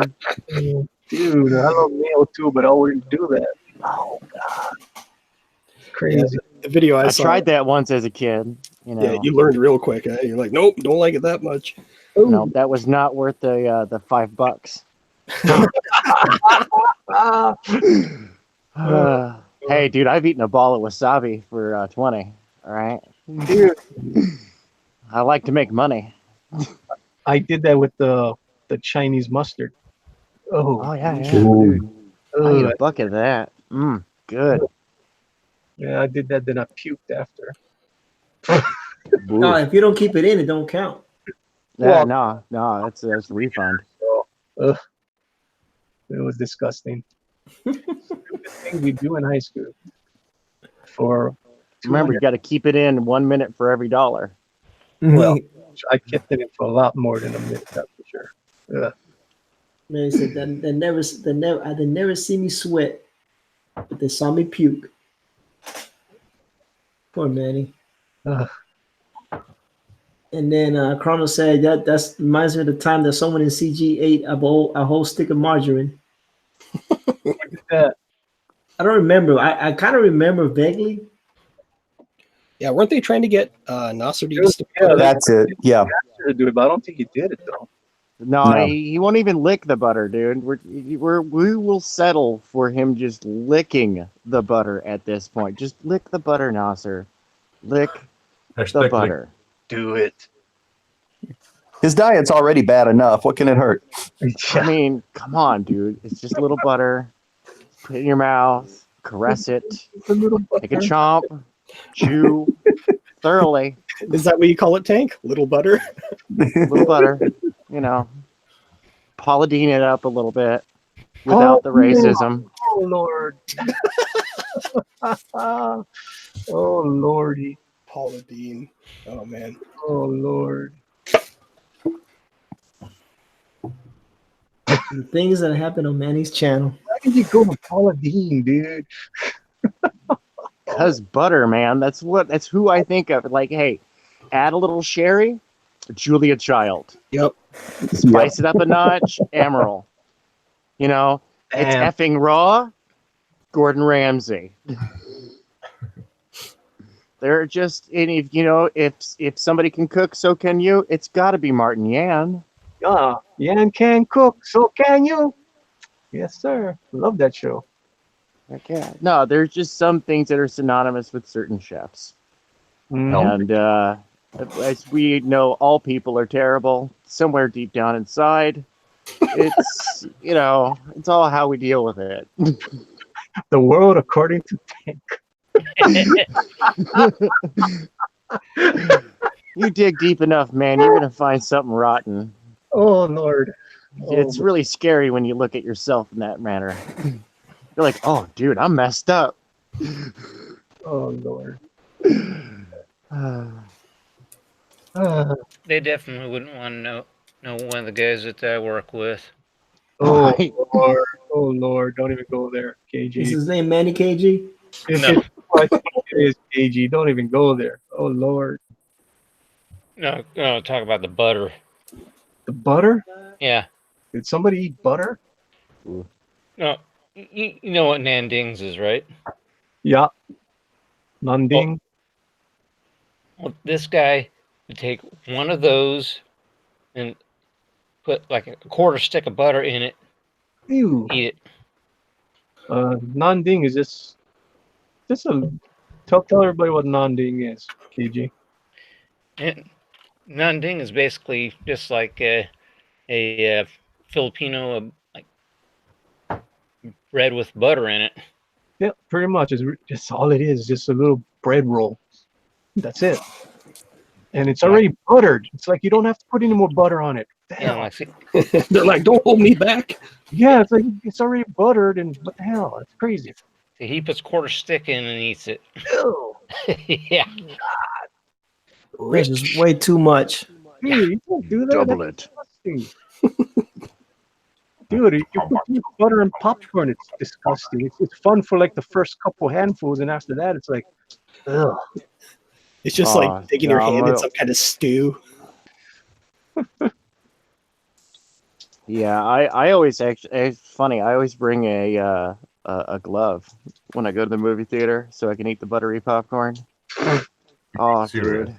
I'm not normally a huge butter guy, but for some reason, butter and on popcorn while I'm watching a movie is just a thing. Yeah, and don't worry about it. Tank wears a glove when he draws, so Really? it's not like he does. It's nothing new. No. Tank and gloves go hand in hand. His middle name is Michael. I've got the two gloves. These days, man, I've got good, awesome, high quality mechanics gloves. Ooh. That's what I'm using. Well, I mean, they're still the disposable kind, but I'm working my way up. I'm building up the art studio again, building up the quality of supplies. Well, you got some 6mm nitrils going on there. Yeah. Oh, nice, nice. These are the really nice. They're like the 0.6 millimeter. They're Awesome. really nice and thick, and I can reuse them. I can clean them and just reuse them. So whereas the other ones, I was spending a lot of money on gloves, man, because I like to keep the artwork clean. At least keeping my grubby mitts off. If it's gonna have a smudge on it, it's gonna be a smudge of art, not a smudge of my grub. Oh man, as soon as the oil gets on there, you smear it. That ain't coming off. No, it's not, and then like inks don't ink properly. They don't saturate with the paper like they're supposed to, so it doesn't look consistent. So I just rather just keep my grubby mitts off of it. Keep your grubby mitts. That's right. I keep my filthy paws to myself. I'm a damn dirty ape. You filthy animal. Nah, he doesn't keep it to himself. He wouldn't have kids otherwise. Da-da-da-da-da. Wah, wah, wah. Where is this? Speaking of which, my youngest recently turned 2. Cool. Nice. Oh, she's gonna be tall, man. She's gonna be pushing 6 feet. Whoa. She's big. She big. She big, baby. Big. Yeah, no, we gave up on buying her shoes for right now. She's growing so fast. Cool. We were just, dude, we were just burning. We were burning money. Yeah, there's that age where it's just as soon as you buy them clothes, they're already grown out of them. Yeah, and no, she's been walking for like a year now. So, yeah, she's been a shoe wearer for a year, and yeah, I can tell you, man, those shoe manufacturers, they love us. Because she'll wear out those, because little baby shoes and kid shoes, they're not, the little toddler shoes, they're not meant to be walking for all that long. No, she'll put a few miles on them suckers. Cool. Where are you?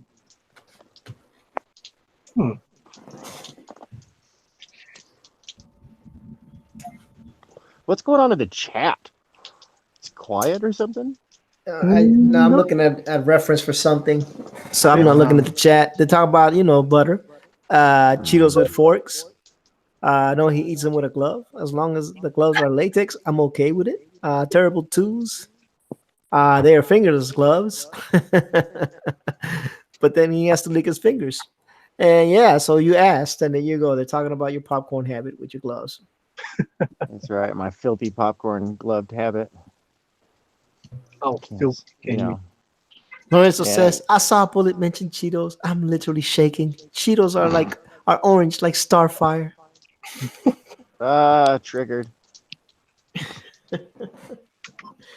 You guys, so funny. I need to mute myself. What? I thought he said I need to mute Ortiz. I was like, man, what a bastard. He's so mean to me. He's doing me like he did KG. Oh, I had to mute myself because I had to go yell at my son. I don't think you guys wanted me to yell at him online. And you yell at KG online. I did not yell at KG. My lord. Like, KG, don't ever flat like that again. I like, man. Not what I told him. Oh, my lord. Here, look at a butt for now as I'm looking for something else. Male butt. There we go. He's looking for a male butt. I don't know what's going on here. What sucks is like, damn it. Where the hell are you?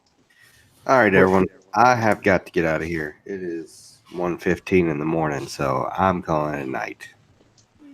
Hey, Josh. Josh, before you leave, tell everybody where they can find you. Then you can find me at Josh Chris Art on Twitter, Instagram, Facebook, and YouTube. Cool. Well, you have a great night there. You all have a good night. Have fun. I'll talk to you later. Coming by. Later, Good night, Josh. Josh. Hey, Josh. It was awesome as usual. And the Trusty Copic said he had kid to drop walks out. off His into phone's the. yeah, and Trusty said he had to leave. He has to leave too. His phone's about to die. Well, then, Trusty. Bye, Trusty. Where we can find you, Trusty? You can find him at Trusty Sidekick 3 on Twitter. You can find him at Trusty Sidekick Art, I think, on Instagram. Yeah. And on DeviantArt. Yeah. If you find Trusty Sidekicks 1 and 2, tell them to contact our Trusty Sidekick. He needs to have a word. Yes. He does. Cool. Oh, and there he goes. Goodbye, Trusty, as Trusty. the Copic kid walks off into the sunset with the Trusty Sidekick. How poetic. Wow. That was copyright strike. All right. No, I think it was bad enough that they'll let it be. At least we didn't try to do, what was it, the gold song? I forget the name of it. Chrono says Manny needs to get some sound effects. That's right. Manny gonna be a full production in a minute. If he stops yelling at KG, he'll get better sound effects. Oh, KG only gonna take for so much of that. okay. Poor KG. Poor KG. So here's your inspiration there, Mr. What you call it? Jacob, make sure you get your thong ready. Nice. Let me see again. Guys gotta remember, this is just the flats. I sent the artwork to KG before the artwork was done. So we're just doing the flats just to see how everything's looking. I am not. We're going to go back in there. We're gonna do line weights. We're gonna fix it up. We're gonna fix the damn broken neck on one of those soy boys. I knew it was broken. I just wanted to get it as soon as possible. We needed to get some of this stuff back. And how come this one came out good, KG? It's weird. This one is lining up, unless I freaking fixed it already. Maybe that's why. I don't know. Yeah, that one lined up. Interesting. I like the way he says that. I don't know, KG, unless I already fixed it. You see, he put an emphasis on I already fixed it. No, I could not have fixed it because eyes are still red. Was KG paying a little too much attention to that one? I don't know. He wasn't in there. Can you show me One of the guys. Oh, sorry. No, the neck is broken. That's for sure. I mean, when I see those guys, I just. All right. One of the guys has a broken back, but I would say leave it because it's kind of like a poetic justice to all those broken back hottie pictures from like the 90s. Which are you talking about? Oh yeah, The one behind the chair. I would say keep it though. Yeah, I'm gonna keep it like that because that's funny. Yeah. Yeah. Oh, that's the whole thing. I want to take a takeoff on is like the guys are like worshiping her. It's like usually the other way around. So Right, right. Well, and it's super effeminate as well. And well, the thing is, well, I'm not going to tell you what he's serving her. yeah, well, we're just She's but being I'm just talking about like the composition of the picture, the form, the poses and everything like that. That one right there where his butt sticking out, it just reminds me, and bless his heart, Rob Liefeld oh, and like Matsuda's really super early work and that whole like extreme studio where like it was like the back came down to that sharp break and was just like snap and the butt stuck out. I love it. I love it. I think love it's it. just beautiful. Cool. Horrible. But it's such a good callback though, I know. It's such a tasty member berry. Oh Lord. Hey, wrong one. That was a reference for all you South Park fans. Yeah, I got it. I caught it. You remember? Lorenzo says, "What are they talking about? Man, he's not white box." Oh yeah, that's right. I was white boxing. Who the hell was I white boxing? I was white boxing Ryan. Here we go, Lorenzo. Yeah, now I'm not going to talk about it anymore. You're going to have to pick out what I said for was like, yourself. No, Good luck. my eyes, no. Get it back on Ryan. I gotta step away for a couple minutes. I'll be right back. Oh, Alrighty. my eyes. What the hell? You got eyes? Glory and Friends Bikini issue 1995. What? Hold on. That's what Bullet said. Whoa. Was that a yawn, man? You had a hard day at work or something? Man, I don't never have a hard day at work. But That Seriously? feeling when Manny is in white box. Really? I'm taking this to a professional level. That's right. I like it. I like it. Dum, dum, dum, dum. Oh, what do I need to do? I need to do that. Yeah, I don't know what I did differently on that one, Manny. Yeah, this one came out pretty good because you can tell when I blow it up, it's actually pretty good. That's 600, yo. I didn't do 600 No, on that. it wasn't. This is one that he sent to me the other day. Look, I'm gonna say 600 again. I'm just kidding. So I don't know what's going on with this one. Why this one worked well? Oh no. Oh no! Oh no! Yeah, man, I'm an old guy. I yawn a lot.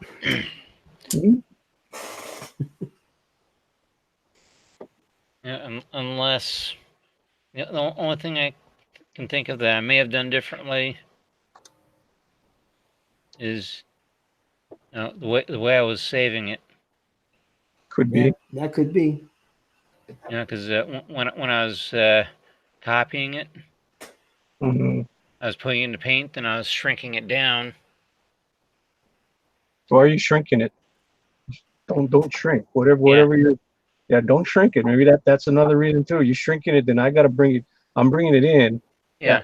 That's what it is. You're shrinking it down because when I'm bringing it in at my 400 DPI, it's super small. So I got to blow it up. And when I'm blowing it up, it pixelates. Do not shrink it down. I'm not doing that anymore. Yeah, keep it at the same ratio that I'm working at. Yeah.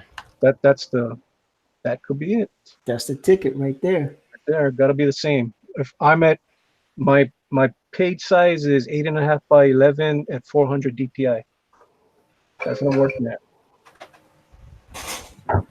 So if you work at 8.5 by 11, we'll have no problem. That's it.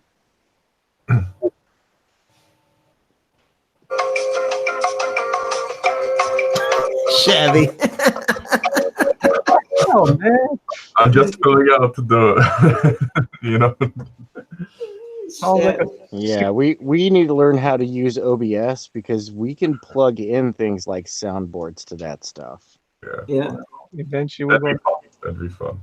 We need to graduate and put on some big pants. You know, it was just a quiet moment, so Yeah, It was I'm not beautiful. mad. I knew what I Is had what to it do. was. I ain't mad at it. I am not mad at it. That was good. That's some serious shenanigans, and I like that. So, you know why you invited me.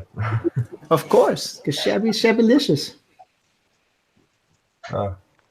I'm just annoying. No, You just Nah. what? What did he say? He's annoying. no, Shabby's not annoying. Well, then you don't know me much at all. You're fine. You're Well, that's what Spofire says, that he's fine. Yes, that's what she says all the time. She hyperventilates whenever he comes into the room. Oh, Shabby. Like Shimmer did that day. Oh, dude. When I went back to go watch it, I thought something really bad happened. I didn't know he was just hyperventilating because he had that other guy on the show. Mm-hmm. Oh, and I wasn't even. I didn't introduce myself to the guy. I felt so bad at the end of the show, you know, because there was so many people on that panel. It was crazy. Yeah, that was on El El Guapo. Guapos. Yeah, I mean that was a big panel the other day. Yeah, he went big on that. He Yeah. went huge. So it's like hard to get a word in when it's such a big panel. That's why I muted myself for a while. Yeah, it's like, where's E? I don't hear E. You know, they were talking and whatnot, and I was like, you know what? And he was like, no, I want to hear about this. And I want to hear. So I was like, you know what? This is his show. Exactly, it's his show. I mean, he runs it the way he wants to run it. It's pretty cool. And if I don't need to be talking, I've always said that if I don't need to be talking, I won't talk. But you know, most of the time, I have to talk to keep the thing flowing. So I talk. Mm-hmm. But if I don't have to, I won't. I'll sit here and chill and mess up people's pencils. That looks like you're doing a pretty bang up job, though, man. Yep. You're doing fine. I'm just trying to figure this out. Oops. You know, and I'll mess up people's pencils and mind my own business. Hey, E, are you using a tablet or are you using like a Cintiq? I'm using it's not a Cintiq, it's a Huey on Canvas Pro GT220. Yep. So I guess it's a Cintiq knockoff? Yep. Yes, sir. We have the same one, I guess. You do, Shabby? You got a Huey on? I'm a Huey on as well. Yeah, I like it. I'm not even mad at it, to be honest with you. You know, I was quite skeptical because of how cheap it is. Yeah. Brexit rate. So how cheap did you get yours for, Shabby? $500. Wow. Yeah, they're cheaper than mine. That's good price. That's awesome. I paid $600 for mine. How long ago did you buy it, Shabby? Almost a year ago. Oh, cool. Oh yeah, wow. So Yeah. I bought a UG and mine was 2 years ago, so it cost me about $700. And this one cost me $6. Yeah. This has the programmable buttons on the side. Oh, mine has screen, dude. Yeah, mine has 10 buttons. No buttons. And a zoom in and out slider bar, which is pretty cool. I don't have to go anywhere. I just, Cool. Right. I like it. I mean, I was skeptical too when I bought mine. I'm like, oh, how good is this compared to a Wacom? But hey, it's been working pretty well so far. Man, I'm so glad that. So I can't really compare. Yeah, I'm glad things have finally caught up where it's not just Wacom in charge of everything anymore. Yeah, they're expensive. And the funny thing is, they don't really upgrade their stuff that often. They're still selling some of those Cintiqs that they came out with years ago for ridiculous high prices. Okay. Hmm. They don't ever go down unless you buy a used one. Yeah, in Vancouver here. Monopoly. So Oh, what was that? they have a monopoly on this, or Yeah. did at least. Now it's changing. Yeah, the only thing I don't like about the knockoffs is the drivers. I sometimes got issues with the drivers, but other than that, it's fine.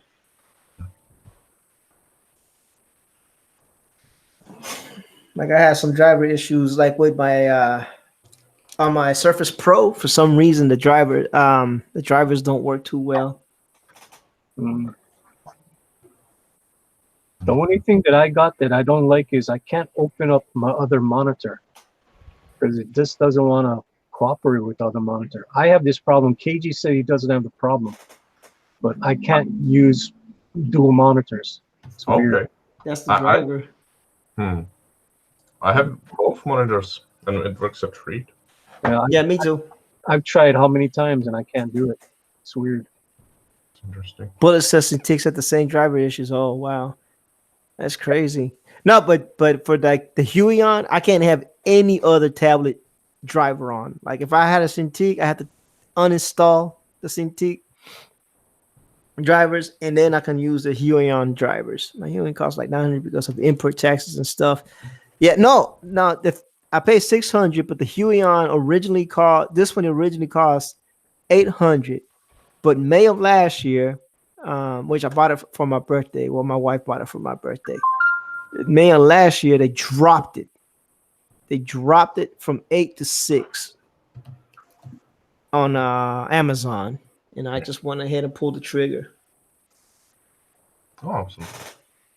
You know, so I got it from Amazon as well, man. Germany. So the shipping took me. Because I think they make them in Germany. Really? Sure. Yeah, I think so. So maybe that's why I got it little cheaper. Maybe. You know what? I'll tell you this though: the way the Huion packages their tablets, them jokers are not breaking in transit. Oh yeah, they did it very very well. They package them jokers in wood, in a big old Ziploc bag. I think they call it an electrostatic bag or something. Keep it from, getting a static electricity or something. I don't know what the heck. All I know is that thing is not breaking. Yeah. Matter of fact, when I moved, I put it right back in the original box. Yeah, I have it close to my. Yeah, I have it stored as well. Yeah, That makes sense, right? yeah. I mean, you spend a lot of money on this, so I mean, for some people, it's not a lot because they got Cintiqs and they can afford it, or even if they can't afford it, they still got Cintiqs, and that's to me, it was a lot of money, especially because I'm not a professional artist, Yeah, I spent the whole summer, making money, and I bought it and I made it, and it was like Christmas.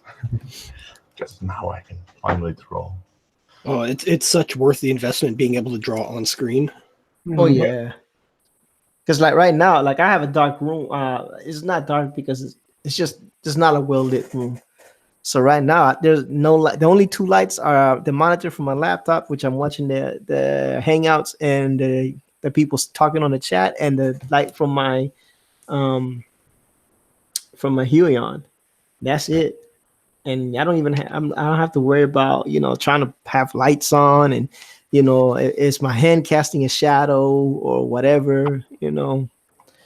It's pretty cool. I don't know. I like it. Yeah, I used to be able, or I had a Intuos 3 for years and years, and had that thing dialed, and then I bought a Cintiq on sale, and then I would use my Intuos to travel to work with, and after I used the Cintiq, it's like I can't use this thing anymore. I'm spoiled with drawing on screen. Yeah. No, drawing on screen is amazing. And the one that I have has textured glass, so it gives you that little bit of drag like you're drawing on paper. Nice. It's not a big drag. It's not like, but it gives you a little bit of that little tooth. Yeah. Yeah. And I like that. That's one of the reasons why I went for this one as opposed to like a smooth glass version of it. Right. Yeah, I know that Wacom has come out with the pen nibs that have almost like a little tiny rubber ball on it. Mm. So it has that drag feature, but it's Right. on the pen tip. Okay, cool. I like it. I'm not gonna lie. And, like I said, I'm not a pro or anything like that. I'm not doing comics. I'm just doing this because I just enjoy, hanging out, doing art and whatever, practicing inking, whatnot. It just, now my wife, as long as she sees me use it, she doesn't get mad at me. You paid for it, you better be using it. Yeah. But as like I tell people, sometimes, when I start getting into a hobby, I tend to go a little hard. I tend to go a little hard and I go a little all out, and that's what happened. A little all out. But not all out because I didn't buy a Cintiq. There's no way I could have justified that. Like, I would have been like Shabby. I would have had to work my second job at Chippendales, Well, that's a job I had before Shabby came in and took it away from me. They said, well, we like the European guy better. He's younger. And I was like, damn it, man. So thanks a lot for that, Shabby. Yeah. It ain't worth it.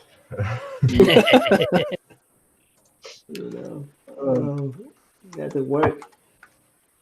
But no, it's all, I probably would have to save about a year to get that stupid Cintiq. The one that I wanted, which is the 24-inch HD version. Because the Huey I got is 22 inches. I love that, man. It's nice and wide and easy to work on. So you're in Washington State, right? Yes, sir.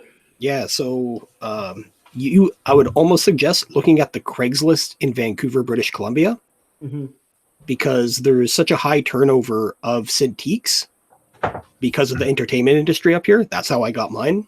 Oh wow. Because every time that they come out with a new model, all the pros up here purge and they get rid of their old ones at almost half price. Nice. And their quote unquote old ones are literally the last version of the brand new one. Huh. I have to take a trip up there anyway. I'm dying to go check that place out. If you do come up, man, hit me up, dude. Yeah. Oh yeah. It's it's like a 3-hour drive, I think. Cool. You come up, I'll take you to a proper poutine place. All right, I don't know what that is, but in Spanish, but in Spanish, that's not good. Oh, I'll take you some proper poutine. oh yeah. If Rick Piper can do it, you can do it. What's that? Oh man. Dude, I would nosh on some poutine. That stuff's good. I don't know what that is. Do you like French fries? Yeah? Do you like gravy? No. No. Oh. Do you like butter chicken? Huh. I don't think I've ever had butter chicken. Okay. Well, we might be in for an adventure if you come up then. Yeah, I Don't like gravy, hey? No, I'm not a gravy guy. That's that Puerto Rican racing. I don't think gravy was part of my childhood. He's not a gravy guy. He's a groovy guy. There you go, Shabby. There you go. Tell him to get it together. Oh Lord. Oh boy. Yeah, I'm not too far. It's funny because I'm not too far from Tank, and I'm not too far from BC either. Right. I'm in a good spot. At least, except weather-wise, I do not like this cold weather, and I think it has to do with you guys up there, Ryan. I think you're sending us cold weather. Yeah, we just open up the gates and let it flood down there every now and then. Guys, I'm sorry about one thing, right? He's not a gravy guy. He's a groovy guy. Did we get a delayed reaction? Oh my goodness. You gotta love it. You tried that joke twice. Oh my Lord. Got sound effects. Beautiful. Beautiful. Oh my goodness. I have to come forward. I've been faking it this whole time.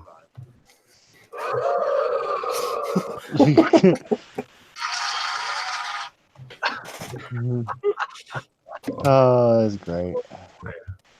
But at the end of the day, we all love each other. We really like each other, and that's what it's all about, right? Aww. Oh, almost them sound effects behind. Thank you. I need to get a soundboard. It's gonna be so much fun.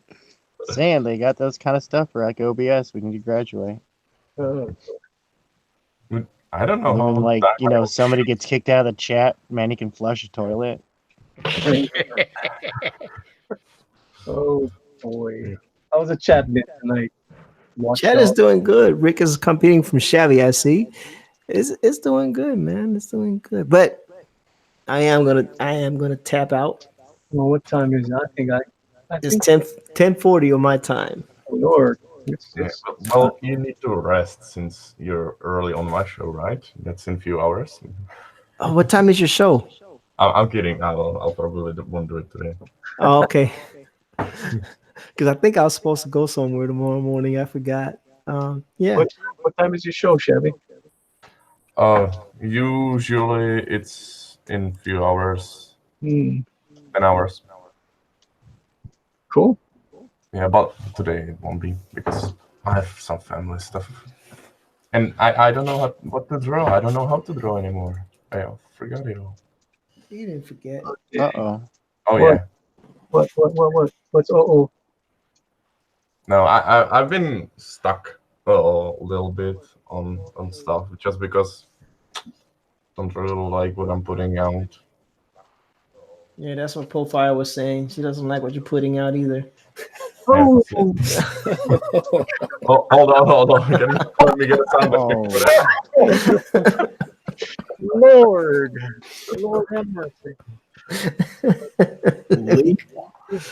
Wow, that guy has no chill. Wow. The chat is loving it though. Wow. I think kids call that wrecked. Oh. Buller says, "I'll take you under my wing, Chevy." Don't sass me. I'm sorry, Chevy, man. My bad. I'm tired and I start making jokes. Oh, it's okay. See how bad I am? Tank. I made a whole bunch of backgrounds so I can just cut and paste them. No, that's good, dude. No, that's efficient. I ain't gonna be drawing brick walls when they're freaking in her lair the whole damn time. Just make a few brick walls and just do what I need to do with them. Dude, you're apologizing to a guy who made his living off of commercial art. I see this as just being properly efficient. Yep. Dude, I mean, just like I see this as cheating. How dare you? well, it can't be cheating when There we go, Shabby. I did the artwork myself. It wasn't like Delete and start over. Let's get live. Hell no. Actually, I can't even. I wonder if I can do this. Yeah, I can. Pablo says that's cheating.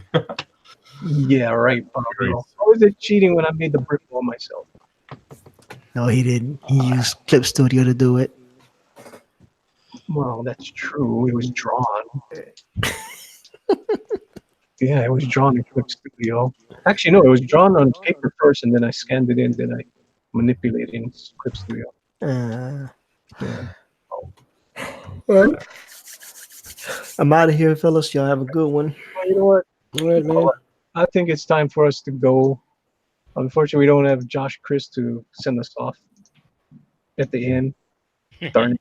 Maybe I'll try my best. I'll try my best, Josh Chris. So let's start off. KG, where can we find you? You can find me on YouTube, Twitter as KG Mighty Wrench, and here on Good Dog Press as the Mighty Wrench. All right. Jacob.